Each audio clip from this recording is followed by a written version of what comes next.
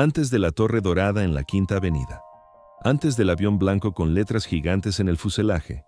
Antes de los mítines, las gorras y el despacho oval. Hubo una casa de ladrillo en Queens, una casa de barrio, en una calle que no salía en las postales de Nueva York. Ni rascacielos, ni alfombras rojas, ni cámaras. Solo aceras agrietadas, ventanas repetidas una detrás de otra y el ruido constante de la ciudad creciendo. Dentro de esa casa, un niño rubio aprendía una lección muy simple. El mundo se divide entre ganadores y perdedores. No es una frase que aparezca en ningún libro de texto, es una sensación. La manera en que el padre llega a casa, cansado, sí, pero orgulloso, hablando de alquileres cobrados, de edificios levantados, de oportunidades aprovechadas. La forma en que comenta quién fracasó, quién se arruinó, quién no estuvo a la altura. El mensaje que se filtra día tras día, sin necesidad de pronunciarse de forma explícita. Perder no es una opción. Este documental empieza ahí, lejos del mármol y del oro, en ese mundo de ladrillo rojo, hipotecas, contratos y barrios de clase media.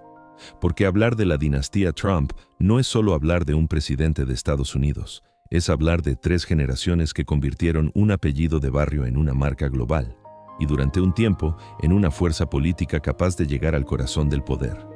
Primero, Fred Trump, el constructor.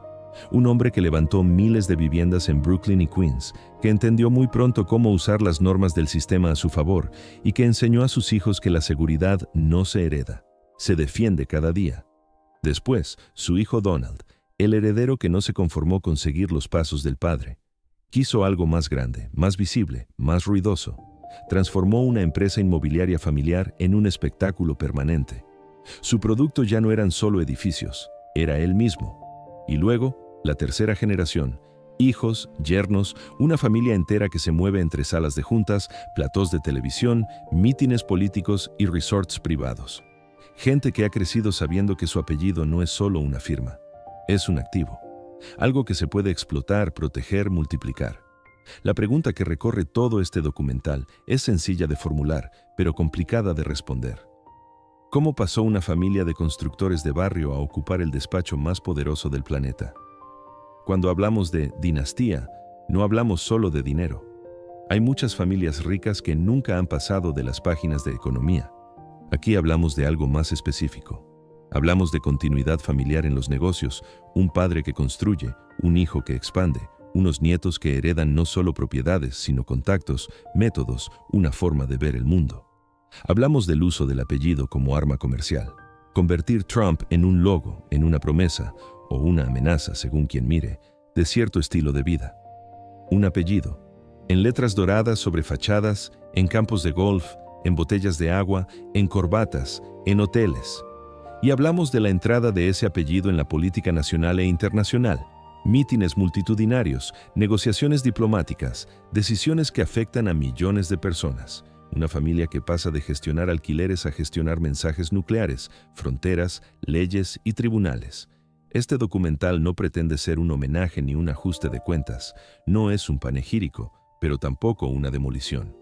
Lo que queremos hacer aquí es usar la historia de esta familia como una ventana a algo más grande. Cómo funciona el poder en el siglo XX y XXI, cuando se mezclan 3 elementos que rara vez han sido tan inseparables como ahora: negocio, espectáculo y política.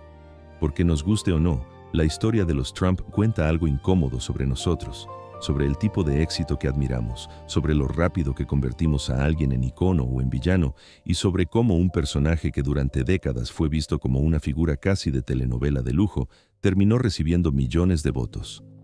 A lo largo de este viaje vamos a seguir una trayectoria clara, casi como si miráramos el plano de un edificio desde los cimientos hasta la azotea.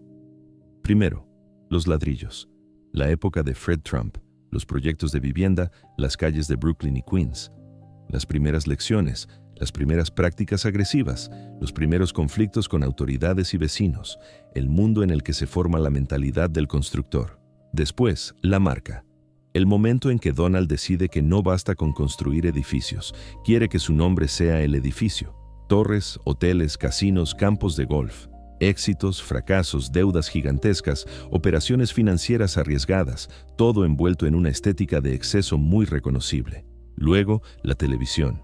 El paso de empresario polémico a personaje de prime time. The Apprentice, la frase "You're fired", la imagen del jefe inflexible, del ganador nato. Un papel cuidadosamente construido que, para millones de personas, se confunde con la realidad. La televisión como máquina que pule defectos, exagera virtudes y crea una autoridad casi teatral. Y, finalmente, la política. La bajada por la escalera mecánica, la campaña de 2016, la Casa Blanca. Los años de gobierno con la familia en primera fila, las investigaciones, los escándalos, la polarización extrema. La etapa en la que la historia de los Trump deja de ser un asunto de negocios o de prensa rosa y se convierte en parte central del debate público mundial. En paralelo a ese viaje, veremos 4 fuerzas constantes atravesando la biografía de la familia. El dinero, siempre presente. Hipotecas, préstamos, exenciones fiscales, quiebras, renegociaciones con bancos, donaciones de campaña, facturas de hoteles. El dinero como oxígeno del imperio y a la vez como fuente continua de sospecha y controversia. Los escándalos, desde tabloides en los años 80 hasta trending topics globales. Divorcios, demandas, declaraciones incendiarias, investigaciones oficiales, una nube de polémica que acompaña al apellido y que, paradójicamente, lo hace más visible. Las lealtades familiares. Hijos que trabajan para el padre, exesposas que pasan de socias a adversarias públicas, hermanos que quedan en segundo plano, yernos que se convierten en asesores presidenciales. Una red de lealtades y tensiones que se negocia, muchas veces, en la intimidad y otras, ante cámaras. Y por encima de todo, un país cada vez más polarizado, un entorno en el que todo se interpreta en clave de a favor o en contra, donde el apellido Trump ya no solo nombra a una persona, sino casi a un bando, donde una torre puede ser para unos símbolo de ambición y para otros símbolo de desigualdad, donde cada gesto se amplifica y se recicla en los ecos de la cultura digital. A lo largo de las próximas horas, vamos a movernos adelante y atrás en el tiempo, pero siempre con un mismo hilo. Entender cómo se construye una dinastía moderna cuando el trono ya no es de oro, sino de medios, votos y narrativas. Veremos a Fred negociando hipotecas en los años 40. Veremos a Donald cerrando acuerdos en los 80. Veremos a sus hijos en escenarios políticos a partir de 2016. Y, en segundo plano, siempre estará esa casa inicial de Queens, ese punto de partida modesto desde el que se proyecta todo lo demás. Para entender cómo llegamos a la Torre Dorada y a la Casa Blanca, primero tenemos que bajar a los cimientos, a los bloques de viviendas rojas de Brooklyn y Queens, y al hombre que levantó la primera parte del imperio, Fred Trump. Fred Trump nació en un mundo muy distinto al de la alfombra roja y los focos. Su apellido, al principio, no significaba lujo ni polémica. Significaba algo mucho más sencillo: trabajo. La familia venía de raíces alemanas, de esa inmigración que llegó a Estados Unidos buscando estabilidad más que grandeza. Los Trump no aterrizan en Manhattan entre banqueros y abogados, sino en barrios donde el idioma se mezcla, los acentos chocan y lo que cuenta es pagar el alquiler a final de mes. Es en ese universo de supervivencia práctica donde Fred empieza a mirar los edificios no como paisaje, sino como oportunidad. Nueva York, después de la Primera Guerra Mundial, es una ciudad que crece a trompicones. Llegan nuevas oleadas de inmigrantes, se expanden los barrios. A la vuelta de la esquina, la Gran Depresión lo sacude todo. Pero en medio del caos, el ladrillo sigue ahí. La gente tiene que vivir en alguna parte y el Estado, para evitar que el país se hunda del todo, empieza a intervenir.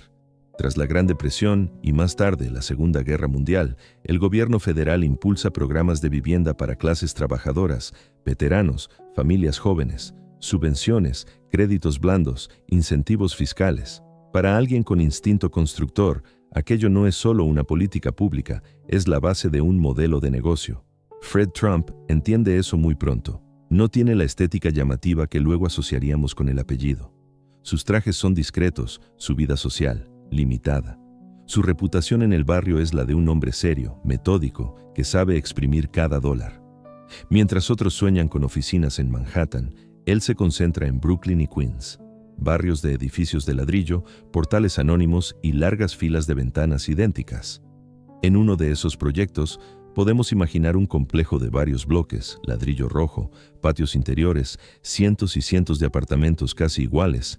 Se ve con claridad su forma de pensar. El gobierno aporta ayudas para la construcción.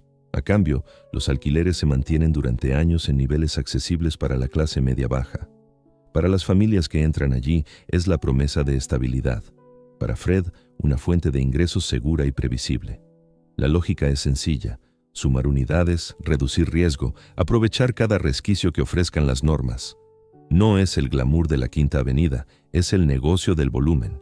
Pero junto a esa habilidad para aprovechar programas públicos empiezan a aparecer con el tiempo las primeras sombras.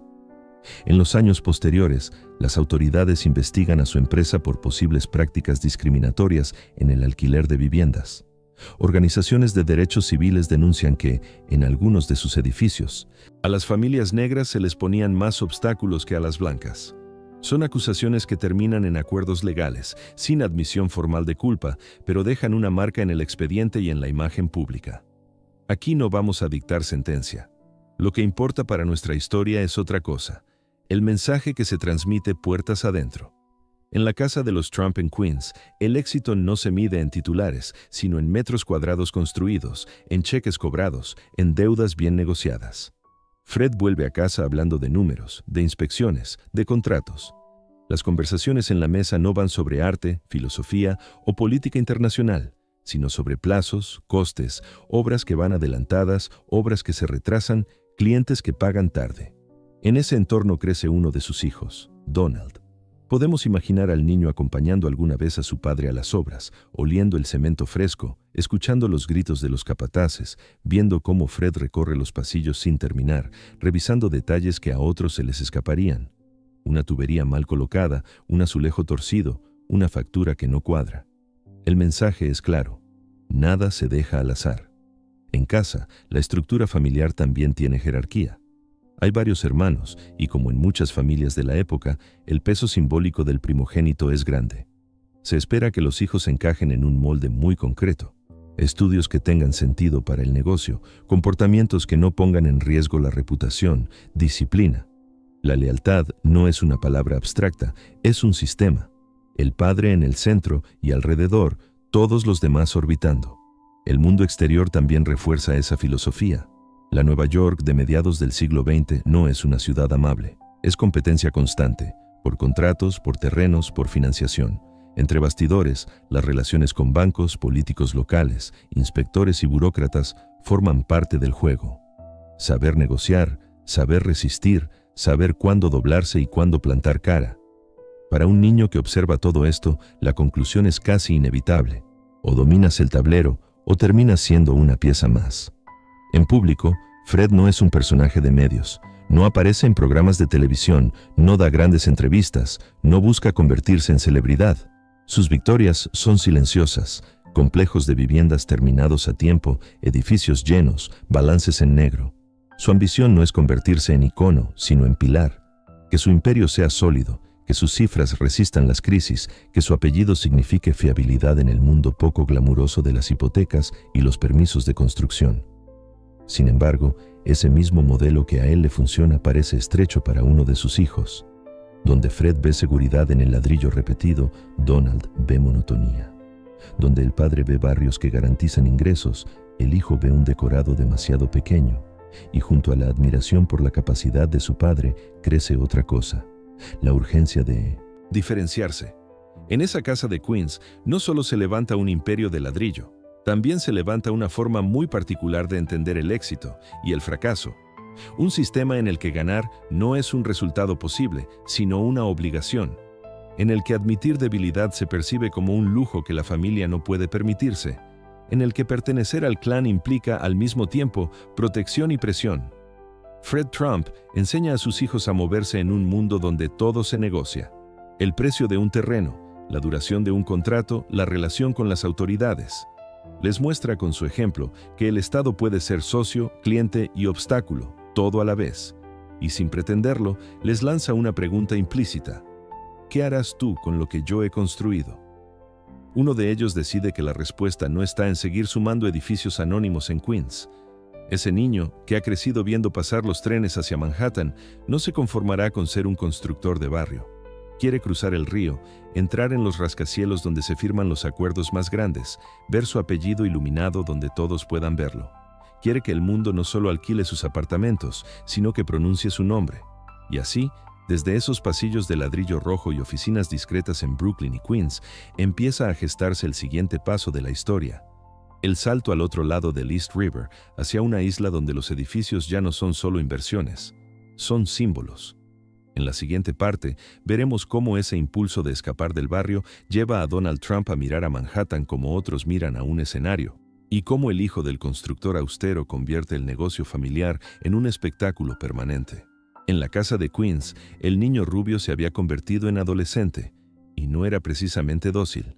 Los informes de su conducta hablan de un chico inquieto, desafiante, que choca con las normas. En clase, en casa, donde haya una autoridad clara, él tiende a empujar el límite. Para Fred, que vive obsesionado con el control, eso no es un simple problema de adolescencia, es una amenaza al orden que ha construido. La solución que encuentra es drástica: enviarlo a una academia militar. Para Donald, ese cambio es un choque, de habitaciones familiares a literas compartidas, de discusiones con su madre a órdenes de oficiales, de Queens a un internado donde los días se estructuran a golpe de horario, uniforme y formación en el patio. Lo que para él es un castigo, también se convierte en entrenamiento. Disciplina extrema, jerarquía clara, competición por rangos, medallas, posiciones. Empieza a entender el mundo como una cadena de mando en la que solo hay dos posiciones deseables: mandar o no ser nadie. Cuando sale de allí, lleva grabadas dos cosas: que él no quiere estar nunca en la parte baja de la jerarquía y que la vida es un torneo permanente donde se puntúa todo: fuerza, astucia, carisma, resultados. El camino lógico en la familia Trump es estudiar algo útil para el negocio. Donald se matricula en estudios de negocio, acaba en una escuela prestigiosa, aprende los fundamentos de finanzas, inversión, negociación. Pero, a diferencia de otros compañeros que sueñan con bancos de inversión o consultorías, él sabe que ya tiene un destino reservado: la compañía de su padre. En el papel, es un heredero privilegiado. En su cabeza, la historia es otra. Queens, con sus bloques de ladrillo y sus portales repetidos, le parece un escenario demasiado pequeño. Cada vez que cruza hacia Manhattan, observa los rascacielos con una mezcla de fascinación y rabia. Allí están los nombres que importan, los edificios que salen en las postales, los hoteles donde se hospedan las estrellas, las oficinas de los periódicos que deciden quién existe y quién no en el imaginario de la ciudad. Ser el hijo de Fred Trump significa respeto en el mundo de los alquileres de Brooklyn y Queens. Pero Donald quiere algo distinto. Quiere ser Donald J. Trump, con inicial incluida, un personaje que no necesite presentaciones. Entre los dos lados del East River no solo hay agua, hay una frontera mental que él está decidido a cruzar. Cuando entra formalmente en la empresa familiar, encuentra un negocio sólido, pero conservador. Fred prefiere los proyectos que encajan en hojas de cálculo previsibles. Miles de apartamentos modestos, financiación pública, rentabilidad constante. Donald empieza a mirar más allá de los mapas que su padre domina. En sus manos, los planos de Queens se sienten como ejercicios de entrenamiento, no como el combate real. Manhattan, en cambio, es el ring principal. El primer gran intento de saltar a esa arena llega con un movimiento audaz: fijarse en un hotel medio moribundo, pegado a una gran estación, que muchos consideran un activo problemático. El edificio está viejo, la zona no vive su mejor momento, los números no enamoran a los inversores tradicionales. Donde otros ven un problema, Donald ve un escaparate. La operación no es sencilla.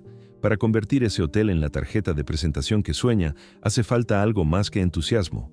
Hacen falta bancos dispuestos a prestar, autoridades dispuestas a conceder ventajas fiscales y, sobre todo, el respaldo silencioso pero clave de su padre. Fred, después de dudar, ofrece lo que Donald aún no puede conseguir solo: credibilidad financiera. En ese proceso, el joven Trump descubre algo determinante.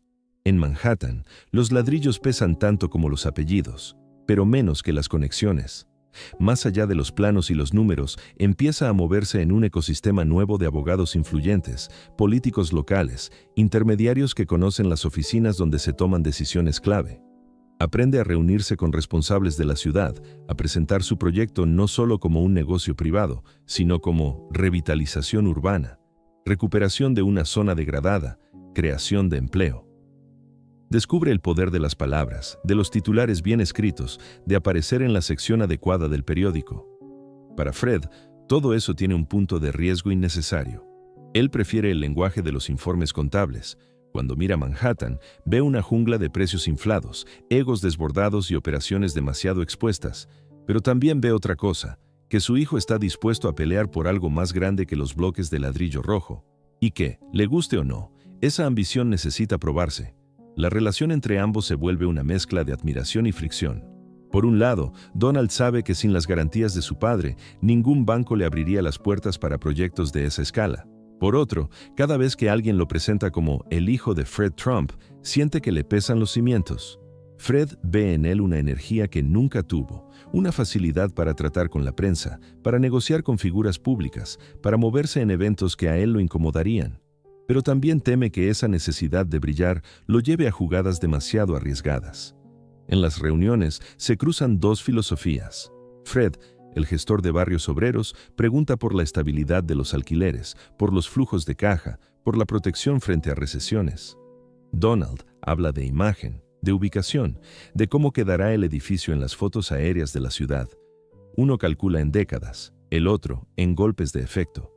El primer proyecto grande en Manhattan, con todas sus negociaciones y sus titulares, funciona como rito de paso. No es solo una inversión, es una declaración pública de que el apellido Trump ya no está confinado a Queens. El edificio se convierte en metáfora, un viejo hotel, recuperado, rebrandeado, envuelto en mármol y brillos, presentado como símbolo de renacimiento urbano y personal. A partir de ahí, Donald entiende algo fundamental. Para su padre, el negocio es un fin en sí mismo. Para él, es también un escenario. Cada obra, cada inauguración, cada fotografía junto a políticos o celebridades se convierte en parte de una narración mayor, la del ascenso de Donald Trump en la ciudad que premia a quien sabe hacerse notar. El ladrillo deja de ser solo ladrillo y se transforma en decorado. Los anuncios sobre los edificios no solo venden apartamentos, venden la idea de un estilo de vida, y poco a poco también venden al personaje que los firma. En el interior de la familia, la tensión sigue presente. Fred se enorgullece de los números que ve llegar de Manhattan, pero frunce el ceño ante algunos gastos, algunos gestos públicos, cierta tendencia de su hijo a convertir cada movimiento en espectáculo. Donald, en cambio, siente que por fin está saliendo de la sombra del padre y que no puede permitirse volver atrás. Lo que para Fred había sido siempre un negocio, con sus riesgos calculados, sus ventajas fiscales y sus proyectos discretos, para Donald empieza a ser algo diferente, una escenografía. Un telón de fondo donde él es, cada vez más, el protagonista. Y Manhattan, con sus luces, sus cámaras y sus medios hambrientos de historias, está a punto de darle el papel que lleva años ensayando. En la siguiente parte, veremos cómo ese impulso se concreta en una operación emblemática, rescatar un hotel que muchos daban por perdido y utilizarlo como su primera gran carta de presentación ante el mundo. Un movimiento que no solo le dará edificios, sino algo que empezará a obsesionarle: fama. Cuando Donald Trump pone por primera vez la mirada en el Hotel Commodore, el edificio parece un resumen perfecto de la Nueva York de los años 70, cansada, sucia, agotada. La ciudad está al borde de la bancarrota. Las portadas hablan de crimen, de huelgas, de apagones. Donde antes había glamour, ahora hay cortinas raídas, recepciones medio vacías, moquetas manchadas. El turismo cae, los hoteles envejecen, las inversiones huyen. Para muchos, el Commodore, pegado a la estación Grand Central, es simplemente otro gigante en decadencia al que dejar morir lentamente. Para Donald, es otra cosa, un escenario ideal. El hotel no es pequeño ni está en cualquier parte. Está pegado a una de las estaciones más emblemáticas de Nueva York, rodeado de tráfico, de oficinas, de gente que entra y sale cada día. Lo ve como una especie de esqueleto gigantesco esperando un nuevo envoltorio. Si consigue devolverle la vida, no será solo una buena operación, será una declaración pública de que el nombre Trump ya juega en la Liga de los Grandes. Pero hay un problema evidente: los números. En una ciudad en crisis, renovar un hotel de esas dimensiones es caro, y el futuro de la zona no está nada claro. Los bancos, golpeados por la recesión y la mala fama de Nueva York, no se entusiasman con la idea de poner dinero en un edificio viejo, en una ciudad que algunos titulares describen como ingobernable. Para cualquiera que mire solo las hojas de cálculo, el Commodore parece más un agujero que una oportunidad. Es justo ahí donde Donald empieza a perfilar su estilo. En lugar de plantear la operación como un simple proyecto privado, la presenta como una posible salvación para la ciudad. No solo un hotel rehabilitado, sino un símbolo, un edificio renacido que enviaría el mensaje de que Manhattan todavía puede atraer inversión, turismo, vida. Y para eso necesita a un socio muy particular, el propio ayuntamiento. Empiezan entonces las negociaciones con la ciudad. No se trata solo de pedir permisos de obra, se discuten exenciones fiscales, acuerdos a largo plazo, fórmulas para que el proyecto sea viable aun cuando el contexto económico sea muy frágil. Donald se sienta con funcionarios, asesores, políticos, habla de empleo, de revitalización urbana, de cómo un hotel brillante junto a Grand Central puede atraer a otros inversores. La idea central es simple, pero poderosa. Si la ciudad renuncia durante años a una parte de los impuestos que cobraría por el hotel, la inversión se hace posible. A cambio, el edificio vuelve a llenarse, la zona recupera prestigio, se generan puestos de trabajo y la imagen de Nueva York mejora. El Estado, en la práctica, se convierte en socio indirecto de la operación. Detrás de esa narrativa pública hay una estructura financiera compleja. Participa la cadena Hyatt, interesada en tener un gran hotel en Manhattan. Están los bancos, aún reticentes pero más abiertos si ven implicación de la ciudad. Está, una vez más, la sombra de Fred Trump, aportando avales, experiencia, contactos. Pero la cara visible es Donald, el joven promotor que se presenta como alguien capaz de rescatar activos que otros consideran perdidos. Lo que se está ensayando con el Commodore es un modelo que se repetirá una y otra vez. Tomar un activo en problemas. Construir una historia de salvación alrededor de él, conseguir ventajas públicas que reduzcan el riesgo. Si el proyecto funciona, la narrativa se consolida. Solo yo me atreví, solo yo pude. Si no funciona, la complejidad financiera y los acuerdos repartidos amortiguan el golpe. Mientras las negociaciones avanzan, el viejo hotel sigue ahí, como un recordatorio constante del posible fracaso.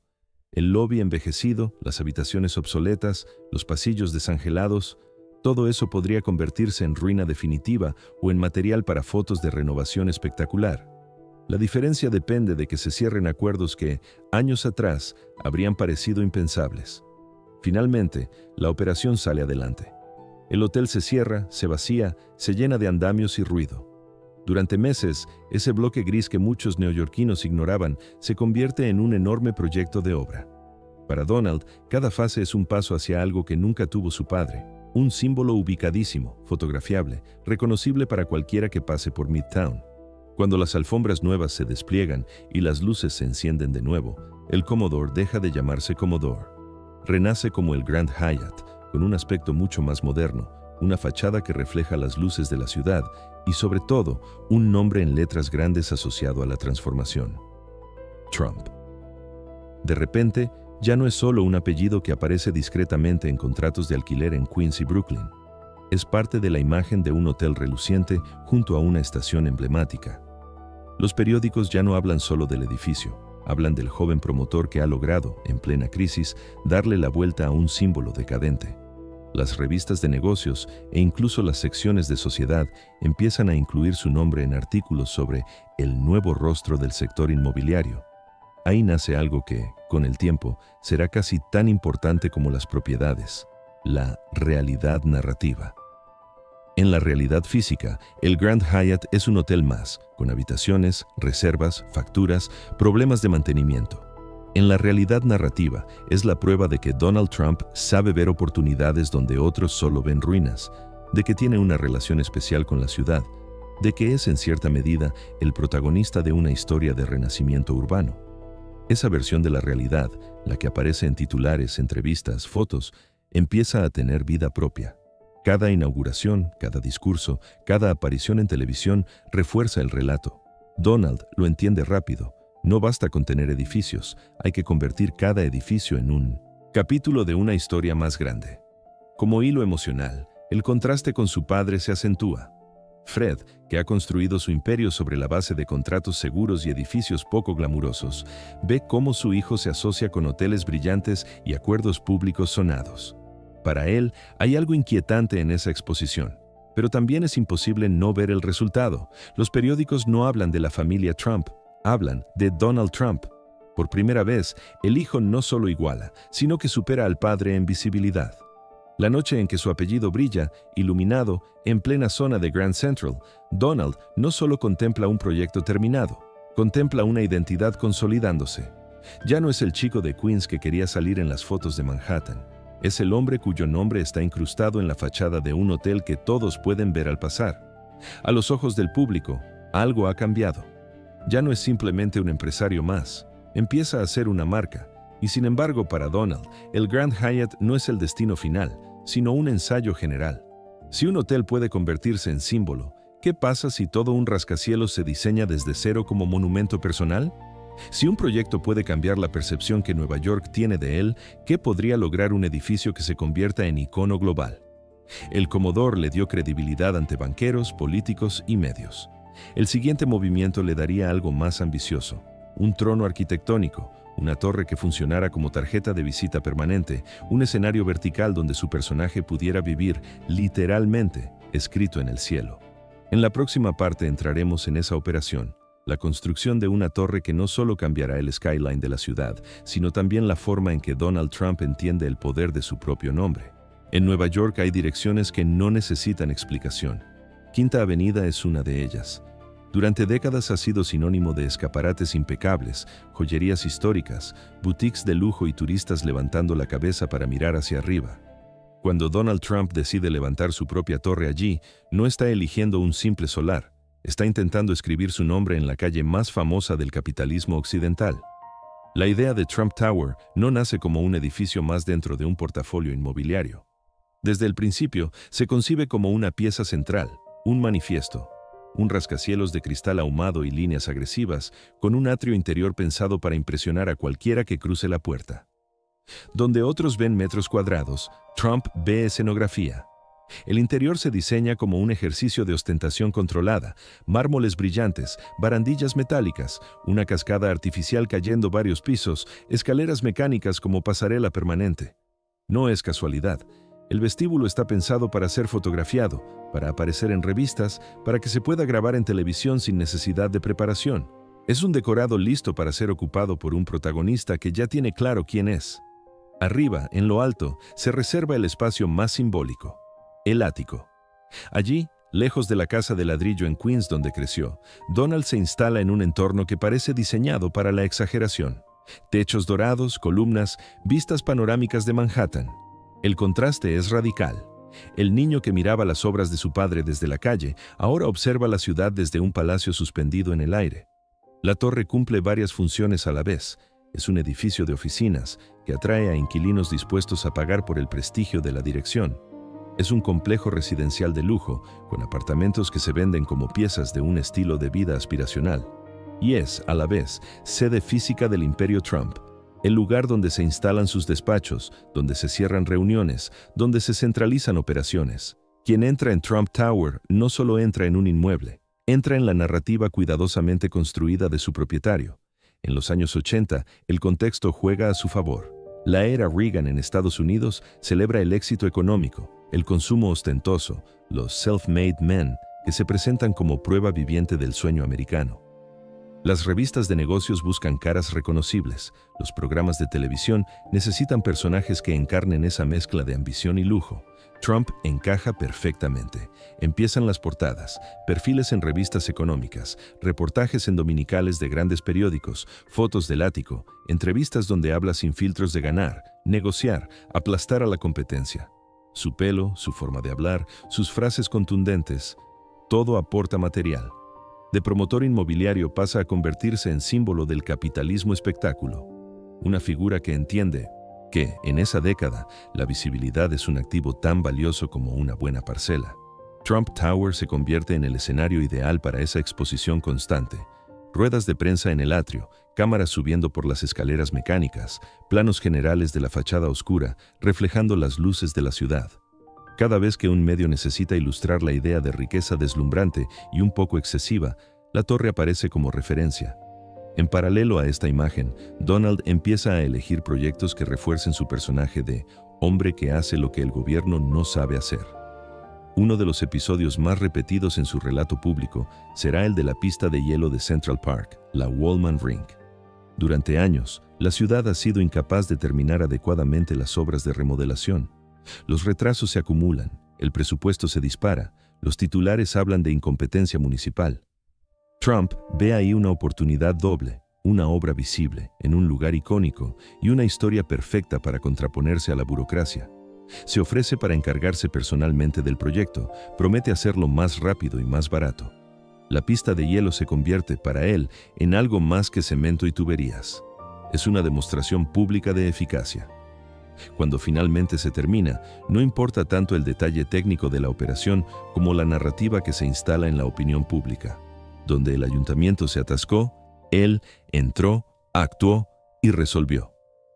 Ese tipo de episodios construye una imagen que va más allá de la del simple empresario.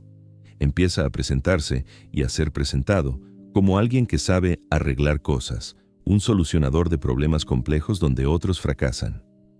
La torre en la Quinta Avenida y la pista de hielo en Central Park forman, juntas, una especie de argumento visual. La ciudad necesita hombres como él. Pero detrás de los brillos hay una dimensión que desde la calle no se percibe con claridad: la deuda. Al expandir su imperio, Donald recurre de forma intensiva al crédito.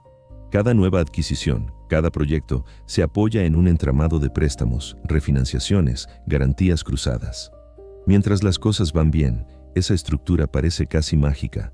Los bancos compiten por prestar a un nombre que aparece en todas las portadas, los ajustes se disimulan, los riesgos se justifican con proyecciones optimistas. En el entorno de fiesta financiera de los años 80, esa forma de operar no parece excepcional. Muchos grandes jugadores de Wall Street y del inmobiliario viven en esa lógica de apalancamiento permanente. Usar deuda para crecer más rápido que la competencia.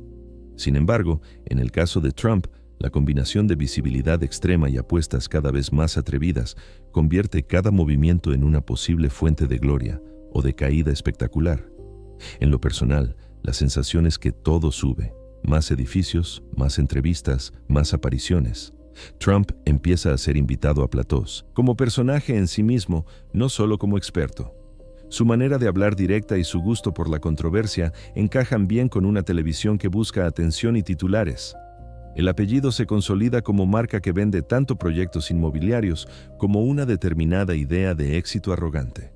En medio de ese ascenso, hay una pregunta que late, aunque apenas se verbalice. ¿Hasta dónde se puede estirar esta forma de crecer? ¿Qué pasa cuando el mercado cambia? Cuando los bancos ya no son tan generosos, cuando el glamour de las portadas no basta para pagar intereses. Aquí es donde el documental puede permitirse un pequeño reenganche con el espectador. Todo lo que hemos visto hasta ahora, Trump Tower, el Grand Hyatt, la pista de hielo, parece confirmar la narrativa del triunfador imparable.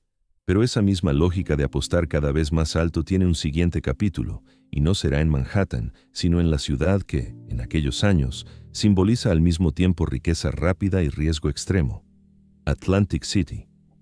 Porque cuando alguien se acostumbra a ganar en grande, la tentación de subir la apuesta es casi inevitable. Y en el caso de Donald Trump, la siguiente mesa de juego no estará en un despacho acristalado ni en una sala de juntas, sino bajo las luces de neón de una ciudad construida alrededor del azar.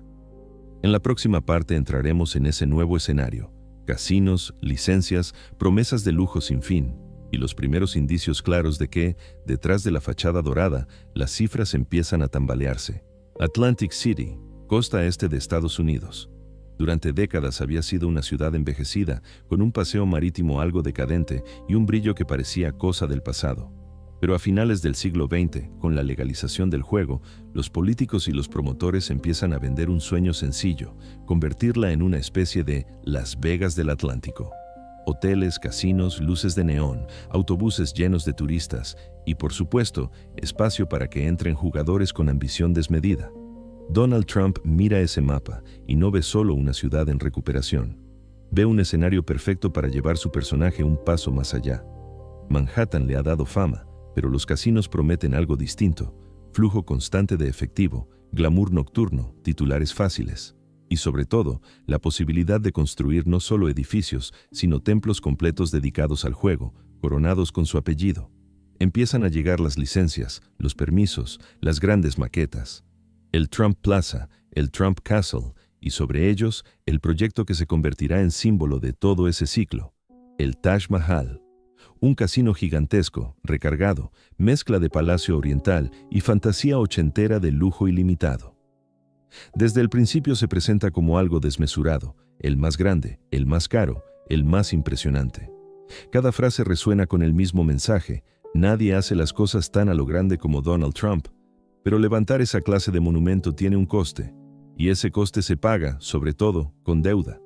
Para financiar el Taj Mahal y el resto de sus proyectos en Atlantic City, la organización Trump recurre a préstamos bancarios tradicionales y a instrumentos mucho más arriesgados: bonos de alto rendimiento, intereses elevados, condiciones duras.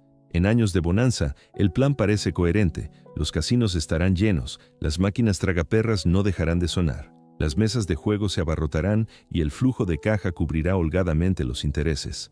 Sobre el papel, todo encaja. En la realidad, la ecuación es mucho más frágil. La competencia en Atlantic City no tarda en dispararse. Otros casinos, otras marcas, otras empresas con estructuras financieras quizá menos llamativas pero más sólidas, se disputan al mismo visitante. Además, hay factores que nadie controla: cambios en la economía, nuevas ofertas de ocio, mercados emergentes en otros lugares. El dinero que se esperaba que fluyera en cascada hacia el Taj Mahal llega, pero no en el volumen ni con la regularidad que las hojas de cálculo prometían. Mientras tanto, los costes se acumulan. Gastos de construcción, sueldos, mantenimiento, campañas de marketing, pagos de deuda.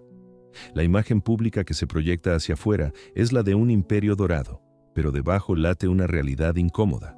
Cada mes, la estructura financiera se tensa un poco más. Aún así, el estilo hacia afuera no cambia. Las inauguraciones son grandilocuentes, se organizan eventos con celebridades, se cortan cintas. Con discursos llenos de superlativos, se repite la idea de que aquello es el octavo maravilla del mundo, o una versión moderna de la opulencia clásica. Las cámaras recorren alfombras, lámparas, columnas, mesas de juego repletas. En paralelo, en los despachos, se multiplican las reuniones con banqueros y abogados, se renegocian plazos, se intentan reestructuraciones, se buscan nuevas vías de financiación para tapar huecos. Comienza un ciclo de refinanciar deuda antigua con deuda nueva, de posponer problemas a cambio de condiciones cada vez más exigentes. Llega un punto en que la palabra empieza a aparecer en titulares y documentos oficiales: bancarrota. No una, sino varias. Varios de los casinos y empresas vinculadas a ellos se acogen a procedimientos de quiebra, esos mecanismos legales que permiten reorganizar deudas, proteger activos, renegociar con acreedores. Técnicamente son bancarrotas corporativas, no personales. El propio Trump insiste en esa distinción. Las empresas se reestructuran. Él se presenta como alguien que usa las leyes a su favor. Pero a nivel de percepción pública, el golpe es claro. El mismo sistema mediático que antes amplificaba sus éxitos, ahora disfruta con el relato inverso. Portadas que antes mostraban sonrisas y rascacielos, ahora hablan de imperio tambaleante, magnate en apuros, el rey del juego que se quedó sin fichas. Algunos periódicos señalan las contradicciones: el defensor del éxito absoluto recurriendo a protecciones legales para no derrumbarse del todo. En el plano personal, esos años coinciden con una turbulencia que va más allá de los balances contables. El matrimonio con Ivana Trump, que había formado parte del relato de pareja poderosa de los 80, entra en crisis abierta. La aparición de Marla Maples, las portadas sensacionalistas, las crónicas de tabloides sobre infidelidades, divorcios y acuerdos millonarios convierten la vida privada de Donald en un espectáculo tan público como sus proyectos inmobiliarios. De repente, su nombre ya no aparece solo en las páginas de economía. Está en los programas del corazón, en los chistes de los monologuistas, en los comentarios ácidos de columnistas que mezclan sin pudor cifras de deuda con rumores personales. Para alguien que ha construido su imagen sobre la idea de control, poder y victoria, ese festival de humillación pública es un cambio de guión brutal. En lo emocional, es fácil imaginar, aunque los documentos no lo digan, a un hombre que ve cómo su estatus sufre un desgaste profundo. Los bancos ya no corren detrás de él con la misma facilidad, las portadas ya no son siempre admirativas. Algunos aliados se distancian. El apellido, que hasta entonces funcionaba como sinónimo casi automático de éxito, se asocia ahora a riesgo y controversia. Y sin embargo, incluso en ese momento de aparente declive, hay algo que no se pierde: la notoriedad. A ojos de muchos analistas, la historia de Trump tenía todos los ingredientes para terminar ahí. El arco parecía cerrado: ascenso fulgurante, exceso, deuda, casi caída, reinvención discreta. El final típico de un magnate de los años 80, destinado a convertirse en nota al pie de la historia económica de Nueva York. Un hombre que lo tuvo todo, se pasó de frenada y terminó diluido, viviendo de recuerdos y apariciones puntuales. Pero había un elemento que todavía no se había explotado del todo: la capacidad de convertir su propia persona en entretenimiento estructurado. Trump ya había aprendido que la atención era un recurso. La crisis de Atlantic City le había demostrado, además, que los ladrillos podían hundirse, las cifras podían fallar, pero el personaje seguía generando interés. Para bien o para mal, la gente quería verlo, escucharlo, comentarlo.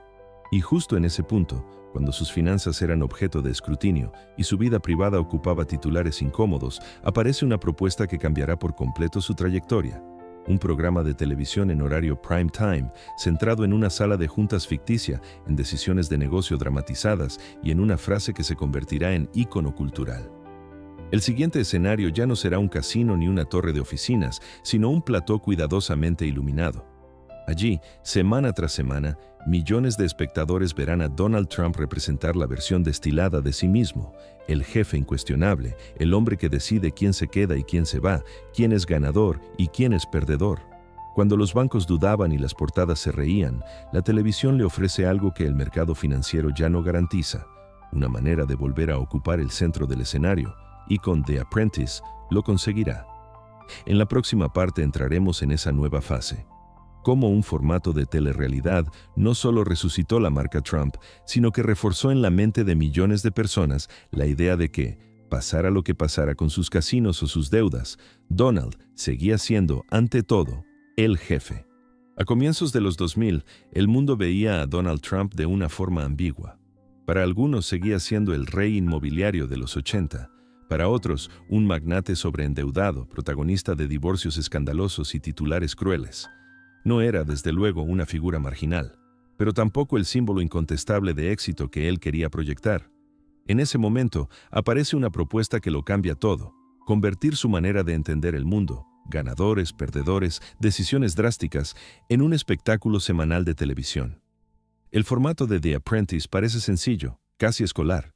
Un grupo de concursantes compiten por un puesto de alto perfil en una de sus empresas. Se dividen en equipos, reciben tareas que suenan a prueba de escuela de negocios: vender un producto, diseñar una campaña de marketing, negociar acuerdos, y tienen que demostrar liderazgo, creatividad y frialdad bajo presión. Cada episodio termina siempre en el mismo lugar: una sala de juntas, una mesa larga, sillas alineadas, y en el centro, Donald Trump, esperando el momento de decidir quién sigue jugando y quién se ha quedado atrás. La puesta en escena está milimétricamente cuidada. Trump no es solo el presentador, es el juez, el jefe, la figura de autoridad absoluta. Su silla está ligeramente elevada, el encuadre de la cámara lo coloca siempre en el vértice visual del plano. Habla el último, escucha, interroga, y en sus silencios se acumula una tensión que los concursantes y el público aprenden a reconocer. El ritual siempre desemboca en la misma frase, pronunciada con una mezcla de desdén y solemnidad: "You're fired", estás despedido. Esa frase, que en una oficina normal sería un momento de desastre íntimo, se convierte en un eslogan. Las manos se cruzan sobre la mesa, el gesto es casi teatral, los concursantes se encogen, el público en casa espera. Algunos se indignan con la decisión, otros la celebran, pero todos entienden una cosa: en ese universo, Trump tiene la última palabra. No hay comité, no hay recurso, no hay segunda instancia. Él decide quién es apto y quién no. El programa construye una narrativa muy clara sobre su figura. Cada tarea empieza con él explicando el desafío, a veces desde una limusina, otras desde un rascacielos, otras caminando por la ciudad. Los concursantes hablan de impresionarle, de estar a la altura, de no decepcionarlo. Cuando fallan, no solo pierden puntos en un juego, han fracasado ante el jefe. Y el jefe, que controla el ritmo de la conversación en la sala de juntas, los interroga sobre responsabilidad, liderazgo, lealtad. El montaje hace el resto. Las tareas se editan de forma que los errores parezcan más dramáticos, las rivalidades más personales, los pequeños malentendidos, grandes traiciones. La sala de juntas se convierte en un escenario donde Trump despliega una versión destilada de sí mismo. Directo, crítico, sarcástico, a veces sorprendentemente calmado, otras explosivo. El Donald Trump real, con sus deudas, sus abogados y sus renegociaciones, desaparece. Lo que queda es el personaje. el hombre que siempre sabe qué decisión hay que tomar y nunca duda en ejecutarla.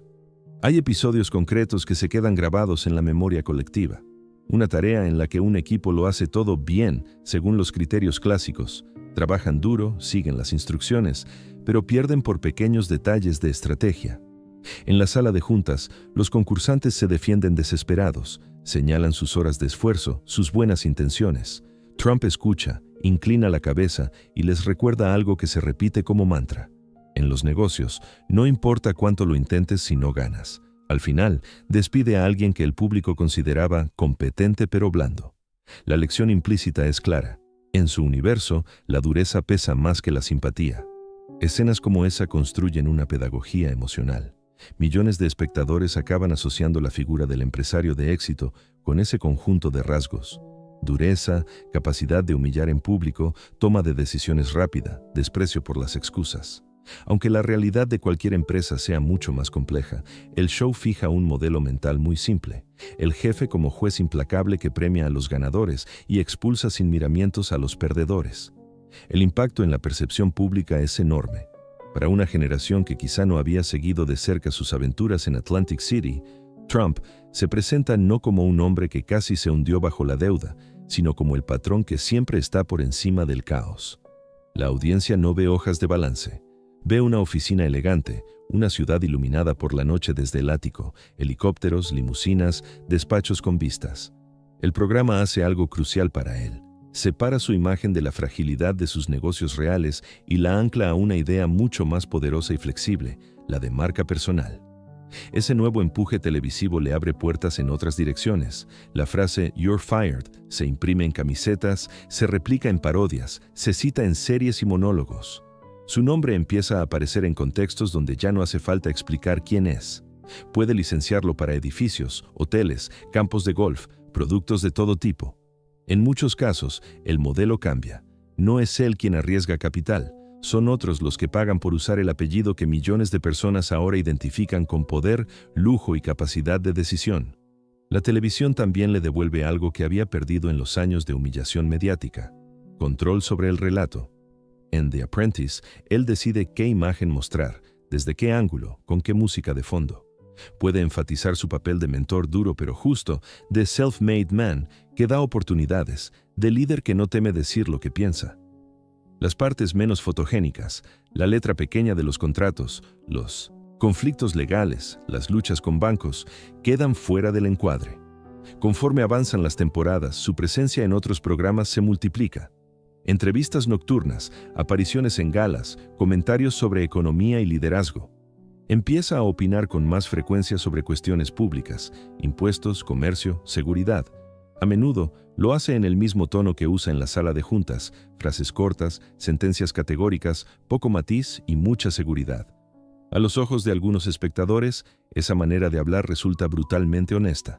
A otros les parece simplista y teatral. Pero, de nuevo, genera lo que él más necesita: atención. Detrás de las cámaras, la dinámica familiar también se adapta a este nuevo escenario. Los hijos adultos aparecen en el programa, se sientan a su lado en la sala de juntas, participan en las deliberaciones.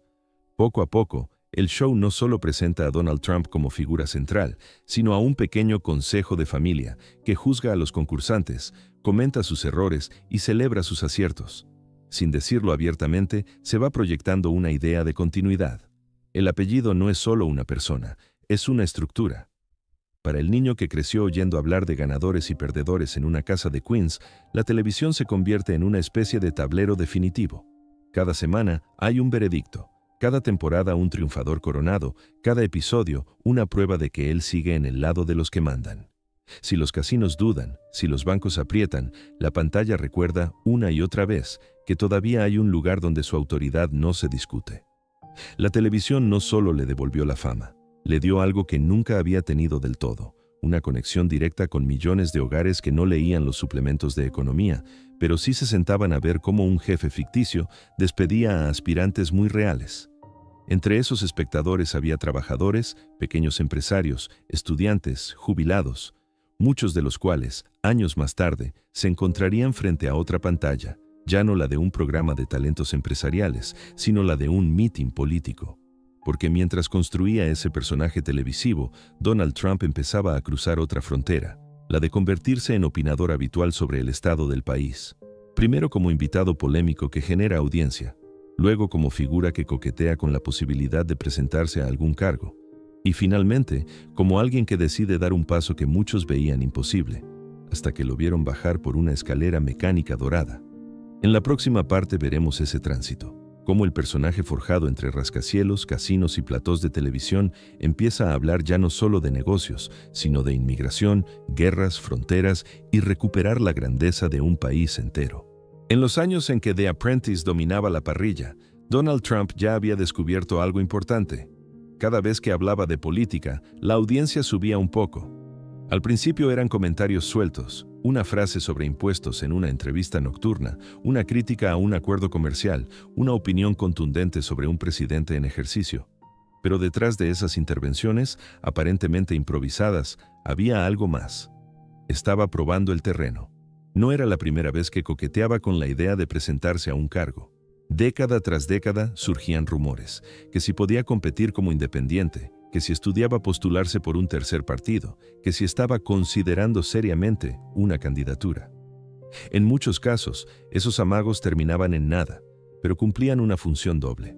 Por un lado, lo mantenían en el centro de la conversación. Por otro, le permitían medir una reacción muy concreta. Cómo respondía la gente cuando lo imaginaba no solo como empresario o showman, sino como posible líder político. Entre entrevistas y apariciones, Trump empezó a ocupar un lugar peculiar en ciertos programas de televisión, especialmente en cadenas con audiencia conservadora. Lo invitaban para hablar de economía, pero también de seguridad, inmigración, guerras en el extranjero. Sus intervenciones tenían siempre el mismo tono: frases simples, imágenes contundentes, promesas de soluciones rápidas donde otros veían problemas complejos. A muchos analistas les parecía una simplificación extrema. Aparte del público, en cambio, esa simplicidad resultaba refrescante.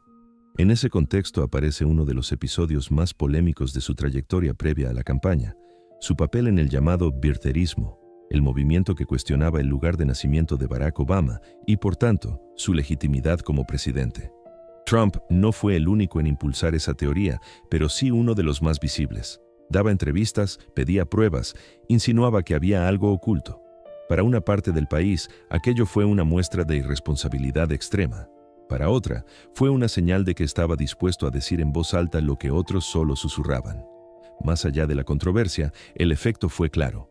Su nombre empezó a aparecer con más frecuencia en titulares políticos, no solo en los de sociedad o economía. Cada declaración generaba una tormenta de críticas, pero también lo empujaba un poco más hacia el centro del escenario político. El hombre que durante años se había esforzado por ser considerado serio en el mundo empresarial, descubría que el conflicto ideológico, la provocación y la confrontación le daban aún más visibilidad que cualquier inauguración de hotel. En paralelo, su discurso empezó a adoptar eslóganes y frases que, en aquel momento, parecían solo ocurrencias, pero que luego se revelarían como ensayos generales. Hablaba de un país que ya no gana, de la necesidad de renegociar acuerdos comerciales, de recuperar empleos industriales, de reforzar las fronteras. En algunas entrevistas dejaba caer una frase que con el tiempo se convertiría en lema: la idea de hacer América grande de nuevo. No siempre la formulaba igual, pero el concepto estaba ahí, flotando, esperando un mitin en el que pudiera ser impreso en miles de gorras rojas. Su rol mediático también cambió de matiz. De invitado simpático que comentaba la actualidad con frases provocadoras, pasó a ser una especie de analista no oficial de un sector del electorado enfadado. A cada crisis, económica, migratoria, geopolítica, respondía con el mismo patrón: identificar un enemigo claro, prometer una solución tajante y subrayar que los políticos profesionales habían fallado. La televisión, que antes lo mostraba principalmente como jefe televisivo, empezó a darle espacio como voz de una parte de la frustración nacional. A nivel personal, esa transición tenía su propio trasfondo emocional. Para alguien que llevaba décadas exigiendo reconocimiento como gran empresario y figura influyente, la política ofrecía algo que ni los rascacielos ni los programas de televisión podían dar por completo: la posibilidad de transformar prestigio mediático en poder formal. No solo ser invitado a las fiestas de Washington, sino decidir quién entraba y quién quedaba fuera. No solo comentar las decisiones de los presidentes, sino sentarse en la silla desde la que se tomaban. Mientras tanto, en el interior de la familia, la conversación también cambiaba. Los hijos adultos, ya presentes en el mundo empresarial y en The Apprentice, veían cómo su padre empezaba a hablar más en serio de política. En entrevistas conjuntas, respondían con medias sonrisas a las preguntas sobre una posible candidatura. A veces sonaba a chiste, a movimiento de relaciones públicas. Otras, a ensayo general. Si me presentara, ganaría, decía él, y no siempre parecía estar bromeando. En esos años también fue afinando un instinto clave, el de detectar qué temas despertaban una respuesta visceral inmediata. Inmigración, globalización, pérdida de empleos en ciertas regiones, sensación de abandono en comunidades alejadas de los grandes centros urbanos. Cada vez que tocaba esos puntos, el teléfono de los programas se llenaba de llamadas, las redes sociales explotaban, las encuestas sobre figuras que dicen la verdad lo situaban sorprendentemente alto para alguien que aún no era candidato. Puede que, para buena parte de la élite política y mediática, Donald Trump siguiera siendo ese señor de la Torre Dorada y del programa de televisión, un personaje útil para llenar minutos de tertulia o subir la audiencia puntual de un debate. Pero desde el punto de vista de la estrategia, esos años funcionaron como un laboratorio. Probó mensajes, detectó qué palabras encendían aplausos, qué ataques generaban más titulares, qué tono le permitía presentarse como alguien ajeno al sistema, aún siendo en muchos aspectos producto puro del establishment económico y mediático. Mirado en retrospectiva, es difícil ver esos años solamente como improvisación. Cada entrevista encendida, cada rumor de posible candidatura, cada aparición en platós donde hablaba de política, funcionó como un ensayo general ante una audiencia masiva. Cuando, más adelante, suba a un escenario a hablar de muros, tratados comerciales y recuperar el sueño americano, muchas personas no estarán oyendo esos mensajes por primera vez. Ya los habrán escuchado, digerido y comentado desde sus sofás. En otras palabras, cuando gran parte del país aún lo percibía ante todo como showman, él ya estaba ensayando el papel de outsider político. Presentarse como alguien de fuera del sistema, pese a haber tratado con ese sistema durante décadas, requería una construcción cuidadosa. Insistir en que los políticos profesionales eran incompetentes, remarcar una y otra vez su identidad como empresario que sabe negociar, cultivar la imagen de decir lo que otros no se atrevían a decir. Todo ese proceso, esos años de ensayo entre entrevistas, titulares polémicos y frases lanzadas al aire, cristalizó en un momento que ya forma parte de la iconografía política reciente. La bajada por una escalera mecánica en el interior de una torre dorada, las cámaras apuntando hacia arriba, los aplausos preparados y un discurso de lanzamiento que muchos tomaron por un gesto más de ego, y otros, en silencio, reconocieron como el comienzo de algo muy serio. En la siguiente parte entraremos en esa escena con más detalle. El anuncio formal de la candidatura, las palabras escogidas para presentarse ante el país y cómo, en cuestión de minutos, la imagen del magnate televisivo se fusionó con la del aspirante a presidente.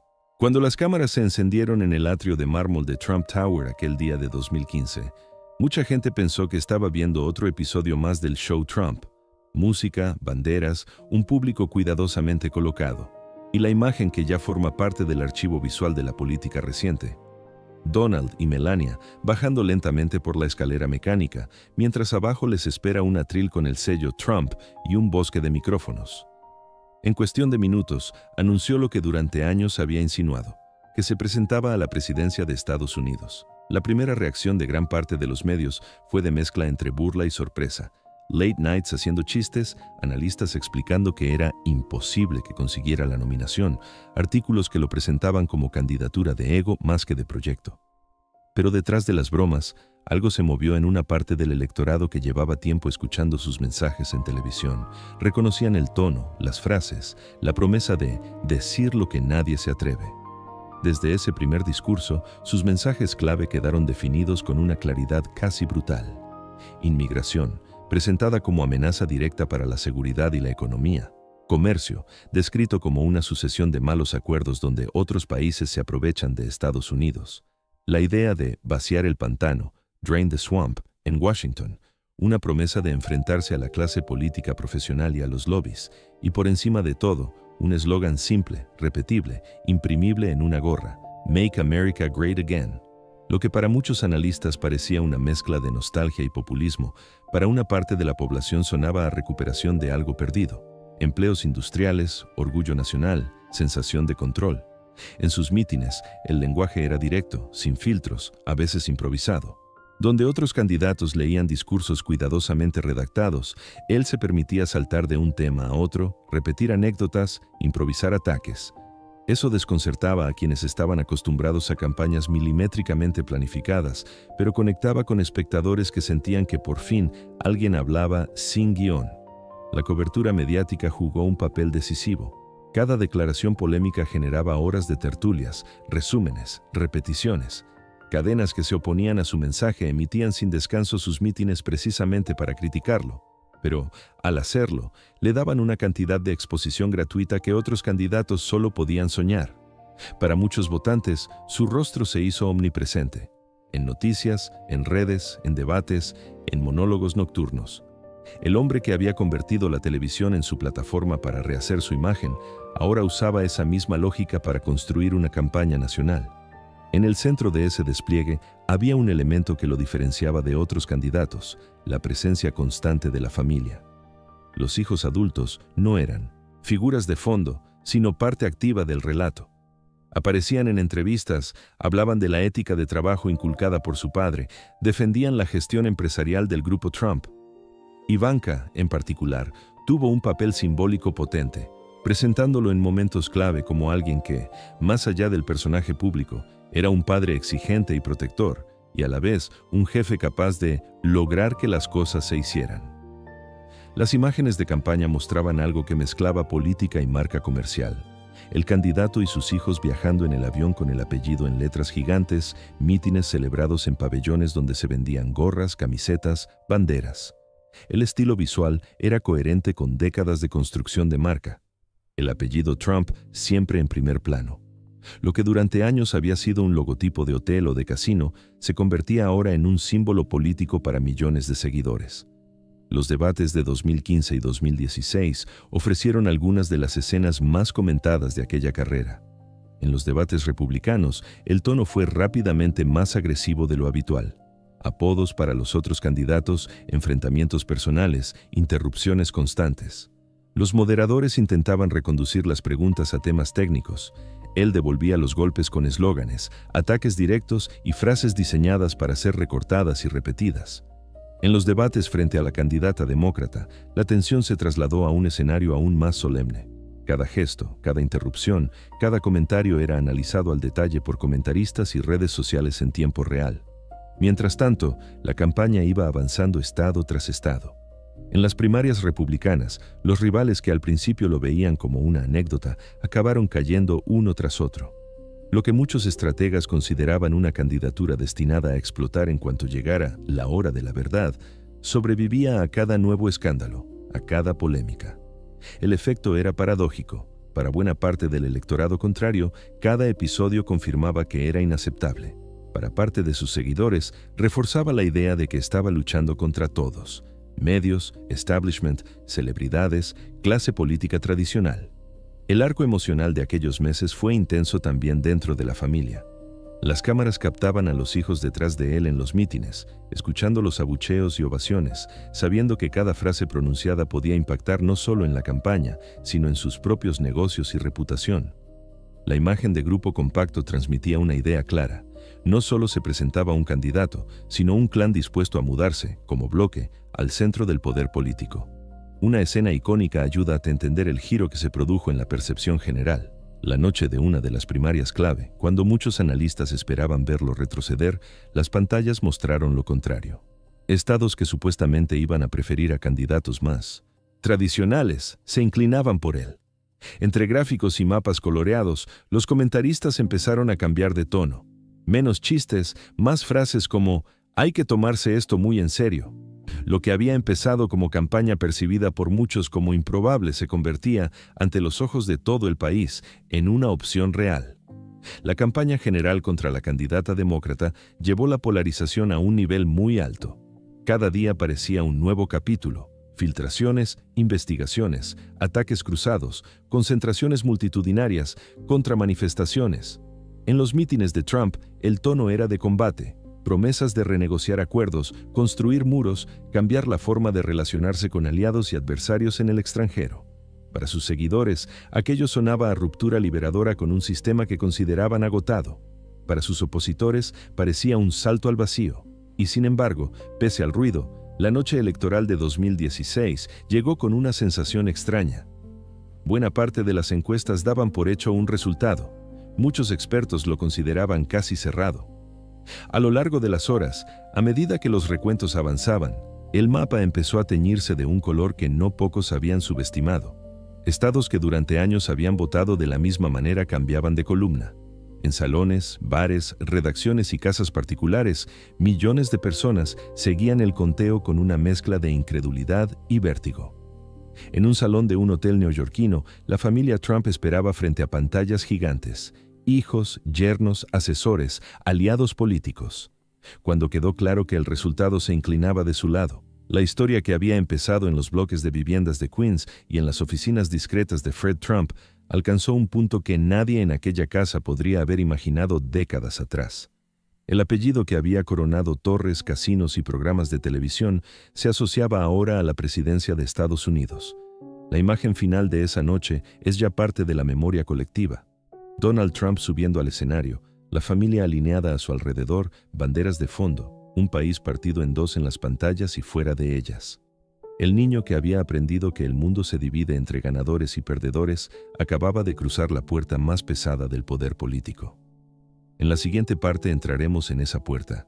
Veremos cómo la Torre Dorada y su lógica desembarcaron en la Casa Blanca, qué papel jugó la familia en el gobierno y cómo la presidencia Trump volvió a poner a prueba, una vez más, los límites entre negocio, marca y política en el siglo XXI. En la Casa Blanca, la dinastía Trump dejó de ser solo una metáfora. Durante 4 años, el centro del poder político de Estados Unidos se pareció, muchas veces, a una empresa familiar con despacho oval. Imagina la escena. El presidente en la cabecera de una mesa alargada, en la sala de situación o en el despacho privado. A un lado, generales, consejeros de seguridad, altos funcionarios de carrera. Al otro, su hija, su yerno, sus hijos mayores. Personas que no habían llegado allí siguiendo el camino clásico de la política o la administración, sino el del apellido. Desde el primer momento, el círculo íntimo se organizó casi como si la Trump Organization se hubiera extendido a Washington. Ivanka Trump, la hija favorita, pasó de los rascacielos y las líneas de moda a un papel oficial como asesora del presidente. Jared Kushner, el yerno, dejó de ser solo el hombre tranquilo de los acuerdos inmobiliarios para convertirse en uno de los intermediarios clave de la Casa Blanca en temas tan sensibles como Oriente Medio, la reforma de la justicia criminal o la gestión de crisis puntuales. Donald Trump repetía una y otra vez que confiaba en la familia porque sabía quién estaba realmente de su lado. Esa frase, que en un negocio privado puede sonar lógica, trasladada al gobierno de una superpotencia, abría un debate incómodo. ¿Hasta qué punto el país estaba asistiendo al nacimiento de una nueva forma de aristocracia empresarial instalada en el corazón del poder político? Mientras Ivanka y Jared asumían cargos formales como asesores, con sus pases de seguridad, sus oficinas dentro del complejo presidencial, Donald Jr. y Eric quedaban al frente de la Trump Organization. Al menos, esa era la estructura anunciada. Los hijos gestionaban el imperio empresarial, el padre se dedicaba a la presidencia. Sobre el papel, se dibujaba una separación. En la práctica, los límites se difuminaban. Aquí es donde la historia familiar y la historia institucional se entrelazan. Por un lado, una familia que siempre había funcionado así, decisiones tomadas en la mesa, lealtades tejidas en comidas privadas, desconfianza hacia los extraños. Por otro, un sistema político que se construye sobre la idea de que el poder debe ser temporal, limitado, vigilado. La coexistencia de esas dos lógicas genera tensiones casi a diario. Los críticos denunciaban conflictos de interés, hoteles y campos de golf que seguían en manos de la familia recibiendo delegaciones extranjeras, actos oficiales que acababan simbólicamente bajo letras doradas con el apellido. Los defensores respondían que Trump había renunciado a su salario presidencial, que la familia había pagado un precio de escrutinio enorme y que, al fin y al cabo, siempre se ha gobernado con círculos de confianza. Dentro de la propia Casa Blanca, la dinámica recordaba por momentos a las historias clásicas de corte. Estaban los cortesanos profesionales, jefes de gabinete, consejeros experimentados, figuras del partido, y estaba el círculo de sangre, la familia, con acceso directo al presidente en cualquier momento del día o de la noche. Hubo episodios en los que altos cargos descubrieron decisiones importantes después de que las hubiera comentado, primero con sus hijos o con su yerno. Para algunos observadores, aquello era la versión contemporánea de las dinastías que habíamos visto en otros siglos, no títulos nobiliarios, sino apellidos corporativos, no palacios heredados, sino rascacielos y marcas registradas. El mecanismo, sin embargo, resultaba familiar. La familia se confunde con la institución. En paralelo, la vida pública de los Trump se amplificaba. Cada viaje oficial con Ivanka al frente de una delegación, cada foto de Jared sentado en reuniones de alto nivel, alimentaba una sensación de continuidad. Incluso si la presidencia era, por definición, temporal, la presencia de la familia daba la impresión de algo más duradero, como si se estuviera levantando, ladrillo a ladrillo, no solo una administración, sino un linaje político potencial. La narrativa mediática se dividía. Para unos, era la prueba de que el sistema se estaba volviendo casi monárquico, con herederos en primera fila preparando su propio futuro. Para otros, era simplemente la extensión natural del estilo de Donald Trump. Si siempre había confiado en la familia para los negocios, ¿por qué sería distinto al gobernar? Mientras tanto, en el interior, la mezcla de empresa y Estado generaba fricciones constantes. Algunos jefes de gabinete intentaron imponer estructuras más clásicas, filtros de acceso, procesos formales. Chocaron una y otra vez con una realidad simple. Muy poca gente puede competir con el poder de alguien que se sienta en la misma mesa familiar que el presidente desde hace décadas. No hace falta gritar ni conspirar. Basta con estar allí, en los momentos en que los demás ya se han ido a casa. Para el espectador, para el ciudadano que seguía la presidencia desde fuera, el resultado era una sensación curiosa. Por un lado, todo parecía estar expuesto, tuiteado, televisado. Por otro, las decisiones importantes parecían tomarse en un círculo tan reducido que a veces daba la impresión de que el país entero cabía en la conversación de un salón privado. En esa mezcla de transparencia e intimidad se ve quizás la esencia de esta supuesta dinastía. No es una dinastía en el sentido clásico. No hay corona que pase automáticamente de padre a hijo, pero sí existe un proyecto de continuidad. Mantener el apellido en la conversación pública, preservar y ampliar los negocios, proyectar a los descendientes hacia la política, o al menos hacia el entorno del poder.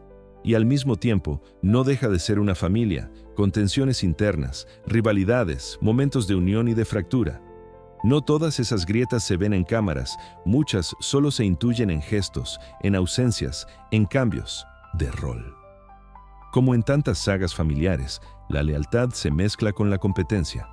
Mientras el mundo discutía sobre decretos, decisiones internacionales y enfrentamientos con la prensa, algo más silencioso ocurría de fondo.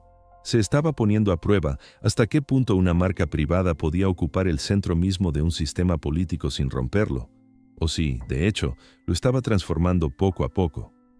Al final de este tramo de la historia, la pregunta queda flotando.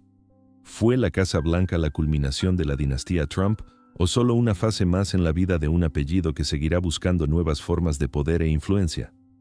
Porque, una vez terminada la presidencia, el relato no se detiene.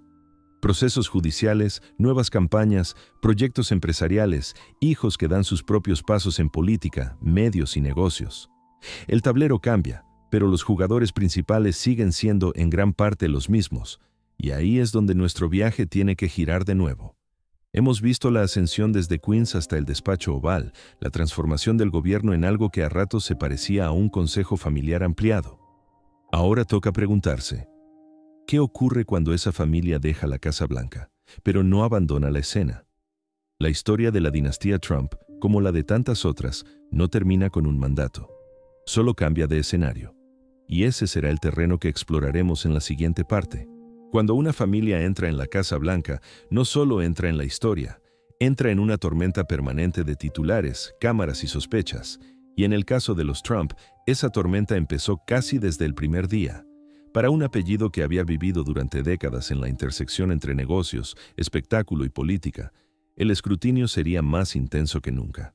Lo que antes eran rumores de revistas o columnas de chismes, ahora se convertía en documentos oficiales, comités del Congreso, comunicados fiscales y ruedas de prensa urgentes. Desde 2017 se abrió un escenario nuevo, La vida privada, profesional y política de los Trump quedaba bajo una lupa que no solo ampliaba cada detalle, sino que lo reinterpretaba. Una decisión empresarial tomada 10 años antes se convertía en noticia. Una reunión aparentemente trivial podía ser analizada durante semanas. Un tuit, una frase improvisada, una llamada telefónica. Todo podía disparar una investigación.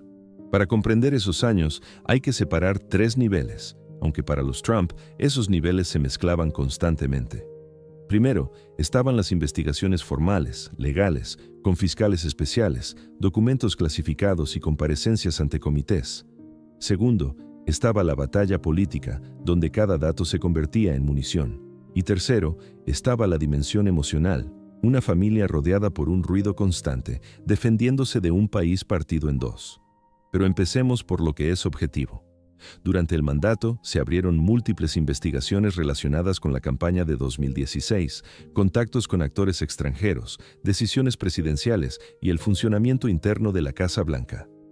Estas investigaciones no nacieron de un solo hecho, sino de una acumulación de gestos, declaraciones y episodios que, cada uno por sí solo, quizá hubiera sido menor, pero juntos creaban la sensación de un rompecabezas incompleto. La investigación más conocida fue la del fiscal especial designado para esclarecer interferencias extranjeras en el ciclo electoral. Su misión abarcaba desde contactos diplomáticos no declarados hasta flujos de información y posibles intentos de obtener ventaja política. No se trataba solo de analizar lo que había hecho Donald Trump, sino también lo que habían hecho personas de su entorno, asesores, colaboradores y, por supuesto, miembros de su familia más directa. Para el espectador de aquel momento, el proceso tenía algo de serie televisiva. Citaciones, negociaciones privadas, ruedas de prensa crípticas, documentos parcialmente tachados. Pero para quienes estaban dentro, sobre todo para los Trump, era una presión diaria y personal. No era solo el presidente quien aparecía en los titulares, también sus hijos.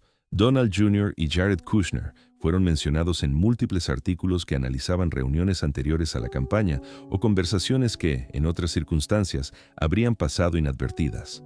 La familia, acostumbrada a controlar el relato en los negocios y en la televisión, descubrió que en Washington existía un territorio donde no podían decidir qué plano se emitía, ni qué frase se destacaba en un titular.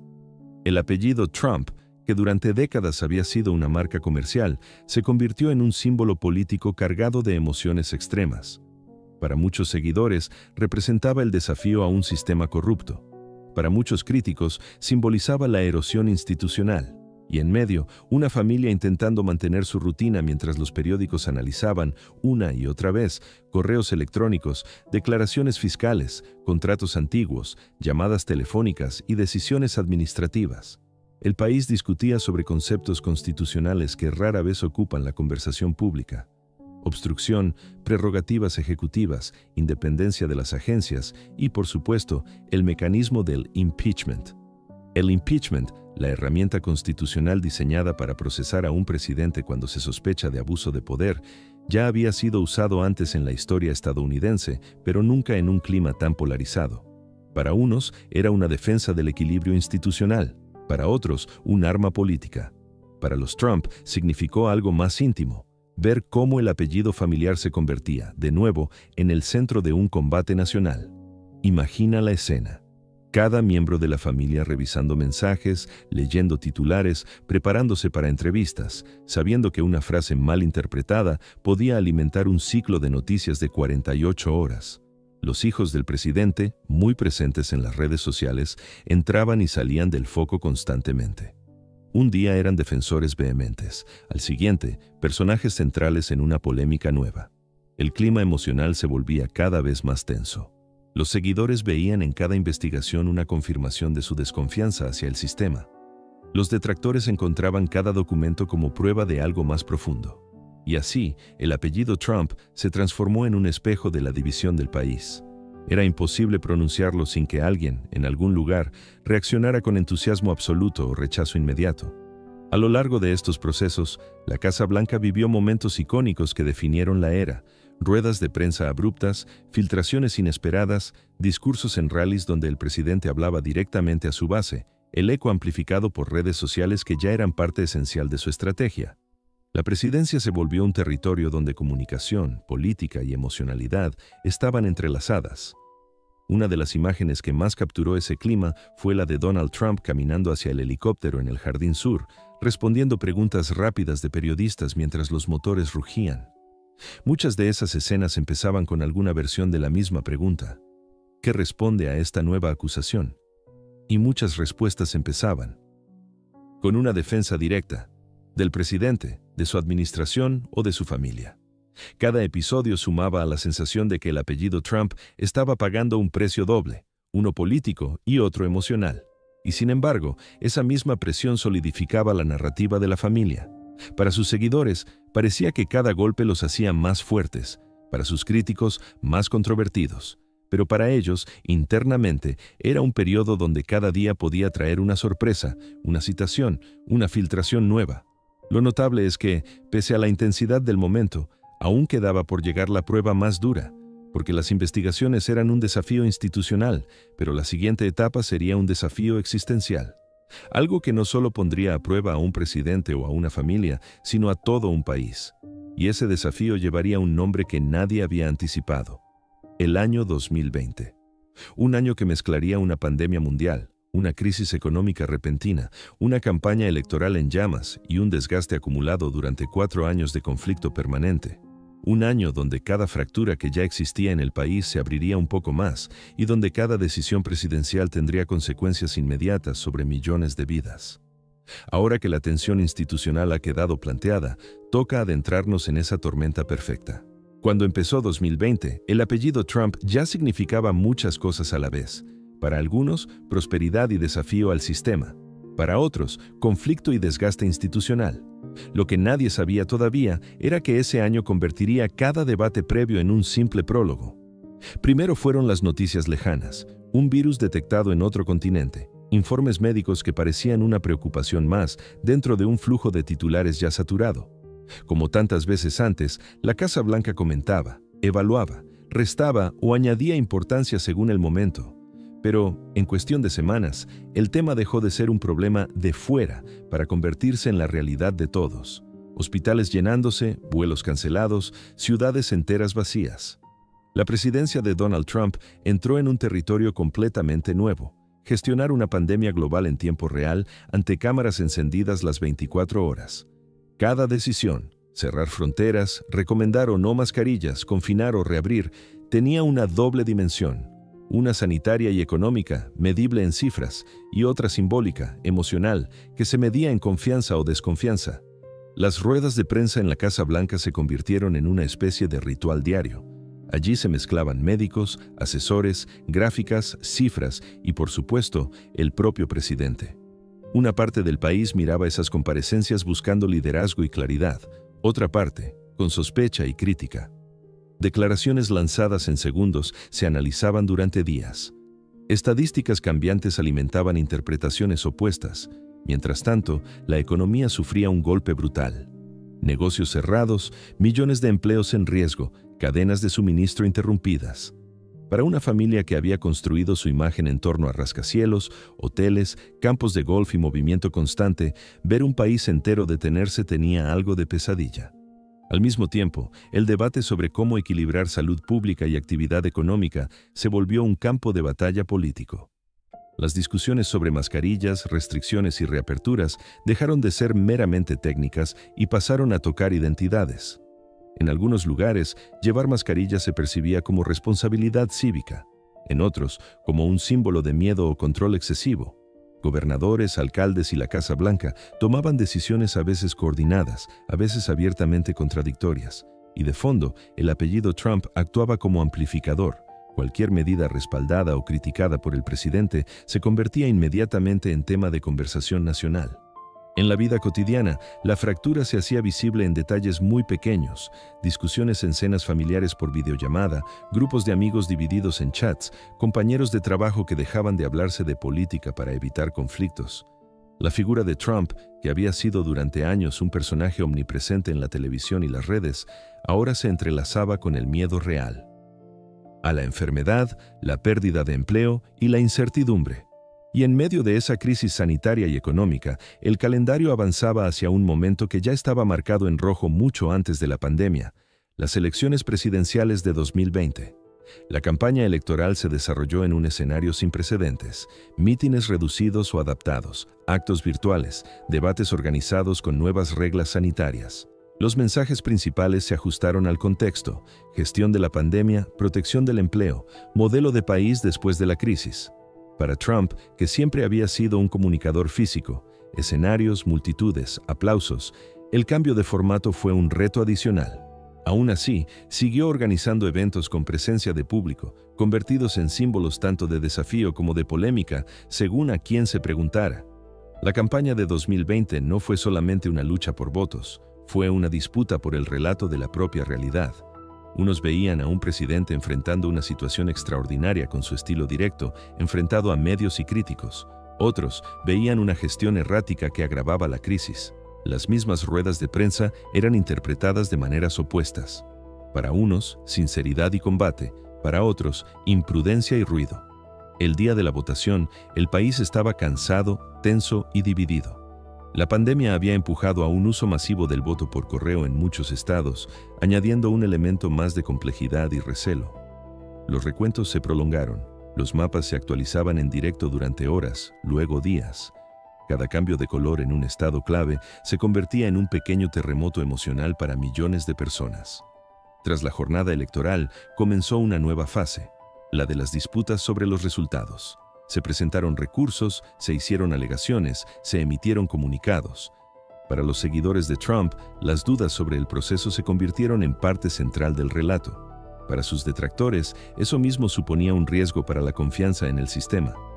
Una vez más, el apellido Trump se situaba en el centro de una tensión histórica: la confianza en la integridad electoral. Los tribunales, los estados y las instituciones siguieron sus procedimientos. Se certificaron resultados, se rechazaron demandas, se confirmaron cifras. Pero más allá de los documentos legales, algo más profundo estaba ocurriendo. Una parte importante del país dejó de compartir una versión básica de los hechos con la otra parte, y el apellido Trump condensaba esa ruptura. Pronunciarlo era casi equivalente a responder a una pregunta: ¿de qué lado estás? Las semanas posteriores a la elección no fueron un cierre tranquilo, sino una prolongación del conflicto. Manifestaciones, concentraciones, discursos encendidos, redes sociales ardiendo a todas horas. Para la familia Trump era el momento más extraño de todos, aún en la Casa Blanca, pero con la perspectiva de una transición en el horizonte y con la mirada puesta, al mismo tiempo, en el presente y en el futuro. El clima de tensión alcanzó su punto máximo a comienzos de 2021, con episodios y escenas que marcaron a la sociedad estadounidense y a la imagen internacional del país. Pero el objetivo de este documental no es juzgar cada detalle político o jurídico, sino entender el arco de una dinastía. Cómo una familia pasó del negocio del ladrillo a dirigir un país y qué huella dejó ese proceso. Desde el punto de vista emocional, 2020 fue el año en que el apellido Trump dejó de ser solo una marca, un logo en un edificio o una firma en un contrato. Se convirtió en una suerte de prueba de identidad política. Para muchos ciudadanos, estar a favor o en contra de Trump definía automáticamente su posición sobre la pandemia, la economía, la confianza en las instituciones y el futuro del país. Rara vez un apellido había concentrado tantas emociones tan intensas en tan poco tiempo. Al final del año y del mandato, una etapa se cerraba. Pero para una dinastía, una derrota electoral no equivale necesariamente al final de la historia, sobre todo cuando la familia ha convertido su apellido en un activo que va mucho más allá de un cargo concreto. Quedaban propiedades, seguidores, redes de apoyo y un ecosistema mediático dispuesto a seguir amplificando su voz. Y, dentro de la propia familia, quedaban también hijos adultos con ambiciones, carreras públicas en marcha y una pregunta abierta: ¿sería Donald Trump el único miembro de la dinastía en aspirar al poder político? ¿O el primero de varios? Porque, como ocurre con tantas otras familias influyentes, la historia rara vez termina en la primera caída. A veces, el verdadero legado no se ve en el momento más alto del poder, sino en lo que sucede después, cuando las luces del despacho oval se apagan y hay que decidir qué hacer con el apellido, con la marca y con la memoria de lo vivido. Cuando un presidente deja la Casa Blanca, la imagen clásica es casi siempre la misma: memorias, conferencias bien pagadas, alguna fundación, entrevistas puntuales y un progresivo desvanecerse del foco diario. En el caso de Donald Trump, ese guión tradicional salta por los aires. El día que abandona Washington, la historia no se cierra, simplemente cambia de escenario. El nuevo palacio ya no está en la avenida Pensilvania, sino frente al mar, en Florida, Mar-a-Lago. Podemos imaginar el plano. El antiguo club privado convertido en residencia, palmeras, columnas, salones recargados de dorados. Lo que para muchos es solo un resort de lujo, para sus seguidores se convierte en algo más. El centro simbólico de un movimiento político que no acepta la idea de que 2016-2020 fue un paréntesis, sino el comienzo de algo. Desde allí, Trump reorganiza su mundo. No es un retiro silencioso, sino una relocalización del poder. Los pasillos del ala oeste son sustituidos por salones de banquetes, los despachos oficiales, por mesas donde se mezclan estrategas políticos, viejos aliados, nuevos aspirantes y un flujo constante de visitantes que acuden buscando una foto, una bendición o un titular. Al mismo tiempo, el apellido Trump entra en otra fase, la de los tribunales. Demandas civiles, investigaciones, procesos en distintos estados, causas que miran hacia atrás, a sus negocios, a su presidencia, a su comportamiento público. Se acumulan como capas de papel en expedientes que parecen no acabar nunca. El documental no necesita entrar en el detalle jurídico de cada caso. Lo importante es la sensación de asedio constante. Cada día puede haber una nueva citación, una filtración, una audiencia.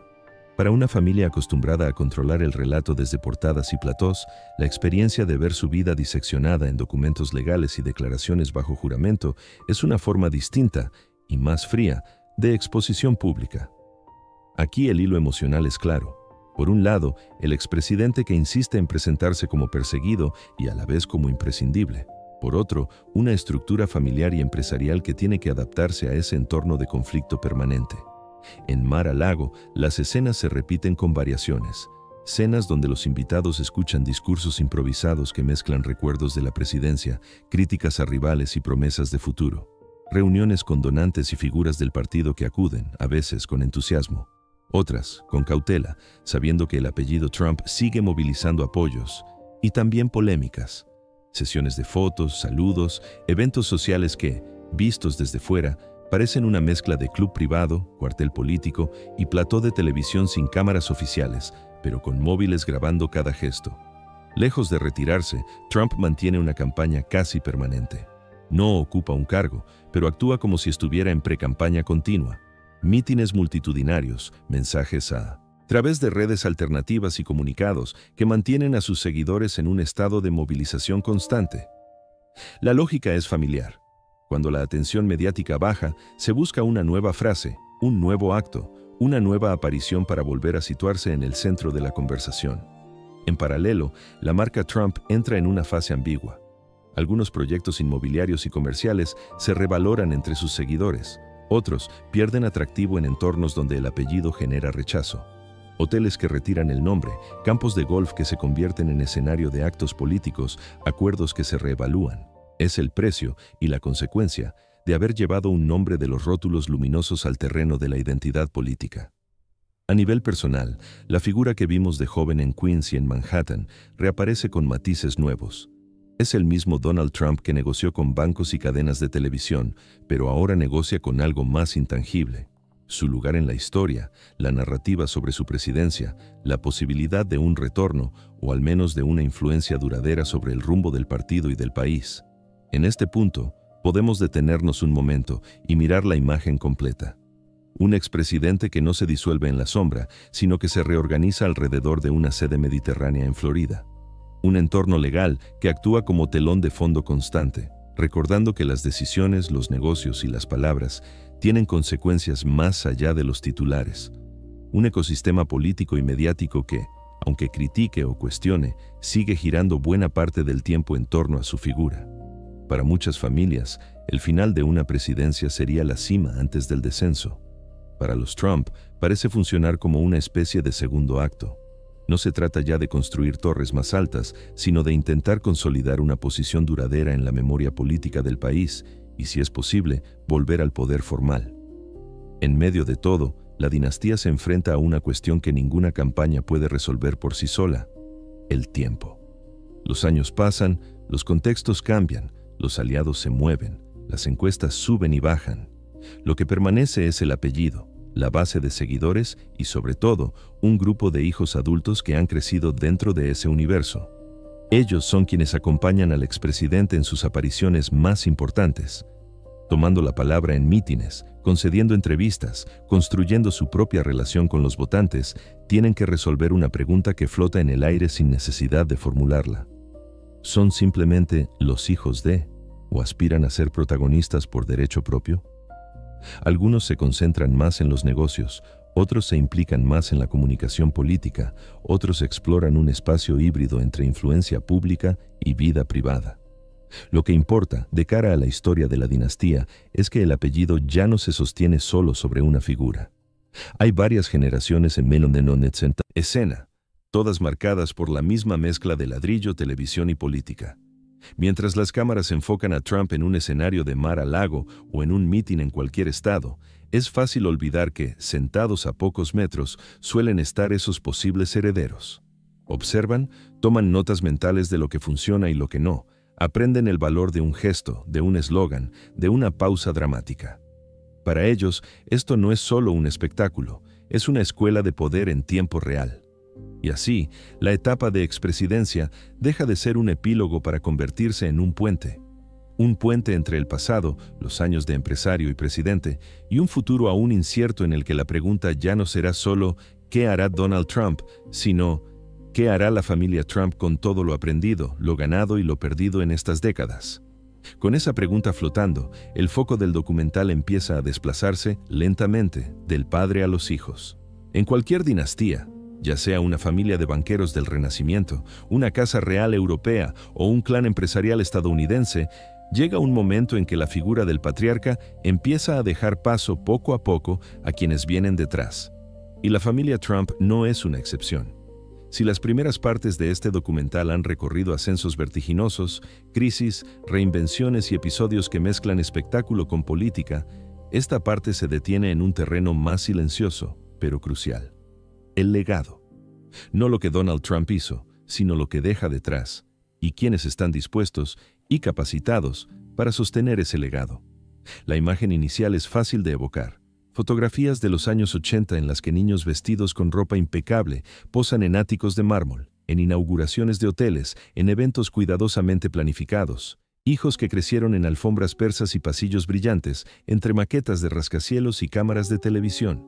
Esos mismos niños que acompañaban al padre en recorridos por obras o que aparecían en portadas de revistas de sociedad son ahora adultos que hablan en mítines, conceden entrevistas, gestionan empresas y participan en discusiones políticas que dividen al país.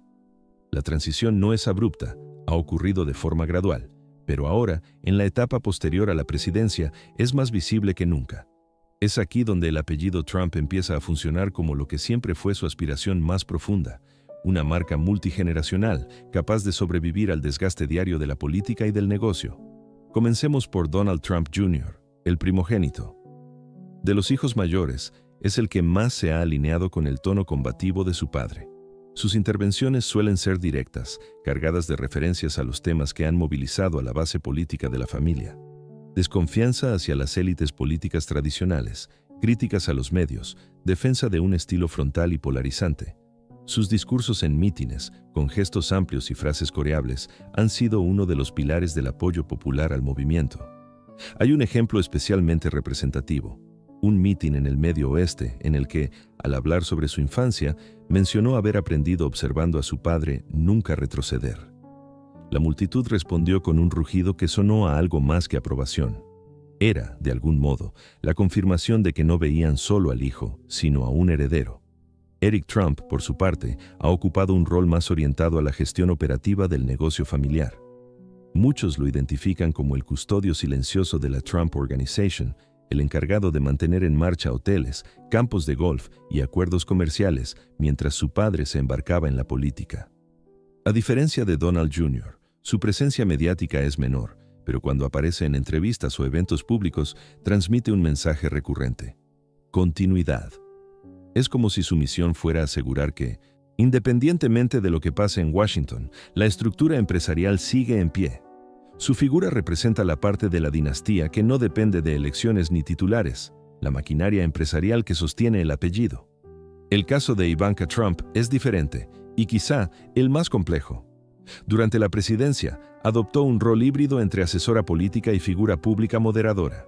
Su presencia en reuniones internacionales, cumbres y foros económicos generó titulares tanto admirativos como críticos. Pero más allá de la polémica, Ivanka encarna un tipo de herencia distinta, una mezcla de sofisticación, marca propia y ambición profesional. A diferencia de sus hermanos, su influencia se mueve en un territorio más transversal: moda, negocios, diplomacia informal. Algunos vieron en ella una figura con potencial político propio, otros la heredera natural del componente marcario del imperio. Su imagen, calculada y pulida, contrasta con la intensidad combativa de Donald Jr., y esa diferencia sugiere que la dinastía no se limita a un solo tono. Y luego está Jared Kushner, yerno, asesor y a ratos, mano derecha silenciosa del expresidente. Su rol combina la discreción de un tecnócrata con la influencia de alguien que estuvo presente en decisiones clave de política exterior. En ciertas reuniones internacionales aparecía sentado junto a jefes de Estado, con un gesto casi imperturbable, como si la política fuera para él una ecuación más que un combate. Su presencia sugiere que la dinastía Trump no solo se extiende por sangre, sino también por alianza estratégica, incorporando perfiles con visión empresarial global y conexiones que trascienden al ámbito estrictamente nacional. Con este panorama, la pregunta inevitable es: ¿qué caminos se abren para la próxima generación? Hay tres posibilidades claras. 1. Continuación del negocio inmobiliario. El apellido Trump nació en el ladrillo, y aunque los tiempos han cambiado, la red de propiedades, campos de golf, franquicias y licencias sigue siendo un activo gigantesco. Es posible que Eric o incluso alguno de los nietos se conviertan en guardianes del imperio original. 2. Permanencia en la arena política. Donald Jr. es el candidato más evidente para seguir la línea política directa. Algunos observadores también señalan a Ivanka, aunque su enfoque parece orientarse hacia una política más moderada o internacional, si es que regresa a ese terreno. No sería la primera vez que una familia estadounidense convierte un apellido empresarial en una dinastía política. Los Bush lo hicieron. Los Kennedy también. Los Clinton intentaron hacerlo. Y ahora, en pleno siglo XXI, la pregunta se extiende a los Trump. 3. La marca como paraguas de influencia cultural. Libros, podcasts, fundaciones, conferencias, empresas paralelas. Es posible que el apellido funcione durante décadas como referencia de un movimiento cultural y político más amplio. En ese escenario, cada miembro de la familia sería un embajador de la marca, ocupando nichos distintos pero conectados. Aquí surge una reflexión inevitable en cualquier democracia moderna. ¿Qué significa realmente una dinastía en un sistema que presume de igualdad política? Estados Unidos prohibió formalmente la nobleza, pero tolera, y en ocasiones celebra, la repetición de apellidos influyentes: Roosevelt, Kennedy, Bush, Clinton. Tal vez lo que llamamos dinastía no es un vestigio feudal, sino un patrón psicológico, la tendencia a ver las historias familiares como garantía de continuidad, éxito o liderazgo. Y es aquí donde aparece el mini rehook final, suave, narrativo. La familia Trump, le guste o no al espectador, ha logrado transformar un apellido en un símbolo generacional con vida propia. Un símbolo que ya no depende exclusivamente de Donald Trump, sino de lo que sus hijos y sus nietos decidan hacer con él. Si rebobinamos toda esta historia y la vemos en una sola línea, lo que aparece no es solo la vida de una persona, sino algo más grande, un recorrido familiar que atraviesa casi todo el siglo XX y lo que llevamos del XXI. Una dinastía, en el sentido moderno de la palabra. Empezamos en una casa de ladrillo en Queens, calles anchas, bloques de viviendas rojas, un padre que mira planos, revisa contratos y repite, una y otra vez, que el mundo pertenece a quienes trabajan duro, se protegen y no muestran debilidad. En esa casa, un niño rubio aprende muy pronto que el éxito no es una palabra abstracta. Son metros cuadrados, son alquileres cobrados, son edificios que se levantan donde antes no había nada. De ahí saltamos a los proyectos de vivienda en Brooklyn y Queens, levantados con ayudas públicas y gestionados con una mezcla de disciplina y cálculo. Es el mundo de Fred Trump, Números, rentas, subvenciones, ladrillo sobrio. Un universo que, si todo hubiera seguido su cauce natural, quizá habría producido una familia rica, influyente, pero desconocida para el gran público. Sin embargo, uno de esos hijos decide que no es suficiente. Quiere salir del barrio, quiere cruzar el East River y firmar edificios en el cielo de Manhattan. Ahí comienza la segunda estación del viaje, los rascacielos de Midtown, los hoteles rescatados, las torres relucientes. Donald Trump no solo se convierte en heredero, se convierte en personaje. No habla solo de negocio, habla de ganar. No se conforma con construir, quiere que el mundo lo vea hacerlo.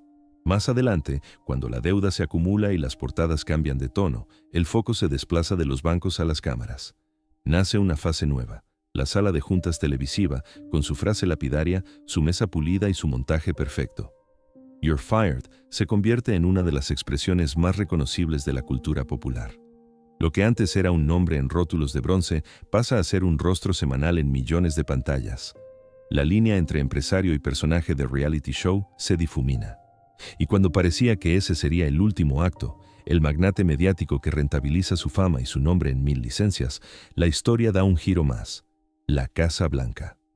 La Torre Dorada de la Quinta Avenida se convierte en escenario de campaña. El atrio que antes servía como símbolo de lujo se transforma en fondo de mítines.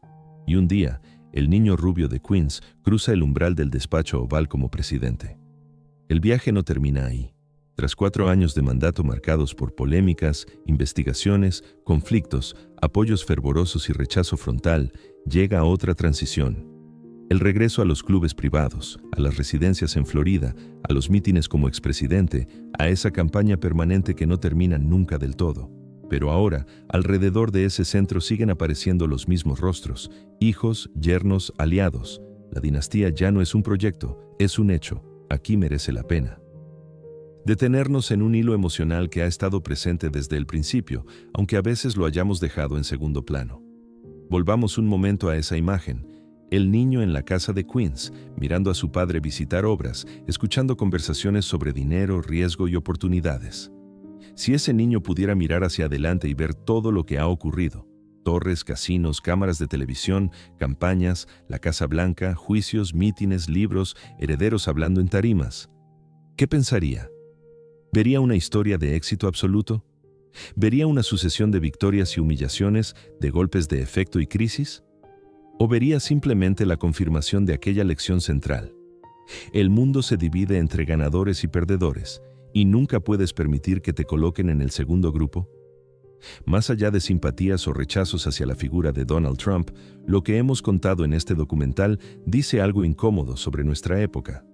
La llamada dinastía Trump es, en parte, un síntoma de un sistema donde negocios, espectáculo y política se mezclan hasta el punto de volverse indistinguibles, de una cultura que premia la visibilidad incluso por encima de la coherencia, de una fascinación colectiva por las personalidades fuertes, las frases contundentes y los relatos simples en un mundo cada vez más complejo. Las viejas monarquías heredaban coronas y territorios. Las dinastías modernas heredan apellidos convertidos en marcas, no se transmiten castillos, sino redes, seguidores, contactos, listas de correos, bases de datos de donantes, millones de seguidores en redes sociales. Antes, el poder se representaba con un cetro, hoy puede representarse con un logo, un lema, un color de gorra. Quedan además varios misterios abiertos. ¿Qué será del imperio inmobiliario dentro de 30 o 50 años?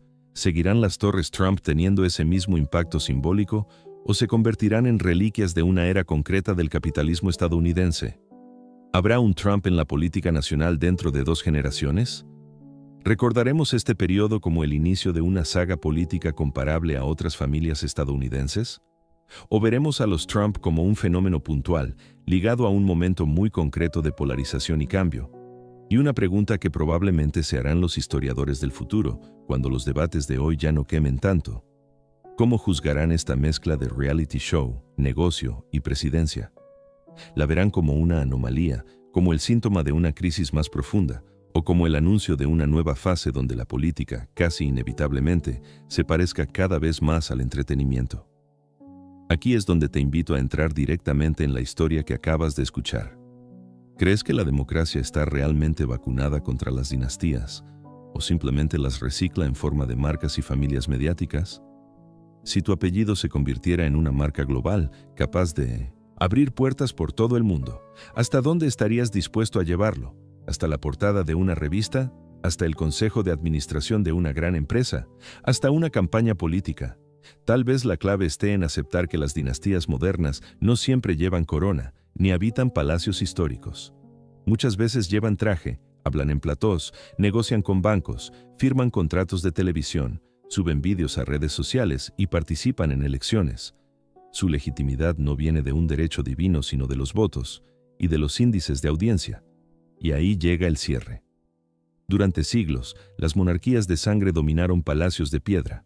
Hoy, las dinastías modernas dominan otra cosa: titulares, pantallas y emociones. Puede que nunca hayas entrado en un edificio Trump. Puede que nunca vayas a votar a un candidato con ese apellido. Puede incluso que detestes o admires profundamente a esta familia. Pero, te guste o no, la historia de los Trump ya forma parte del relato de nuestra época. Un relato que habla de éxito y caída, de espectáculo y poder, de negocio y política. Un relato que, al mirarlo de cerca, nos obliga a hacernos una última pregunta, quizá la más incómoda de todas. Cuando señalamos a la dinastía Trump, ¿estamos mirando solo a una familia o estamos viendo reflejadas las reglas del juego que nosotros mismos hemos ayudado a crear?